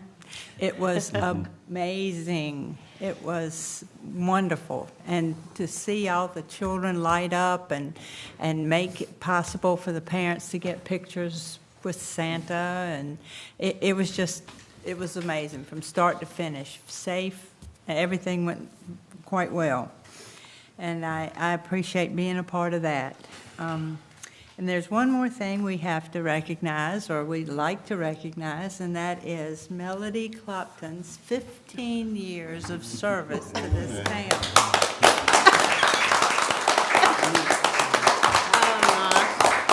I don't like being the center of attention.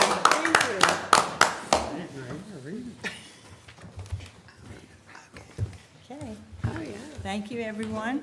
Do I have a motion to adjourn? So moved. Second. All in favor? Aye. Aye. All right. Now. Adjourn. Thank you.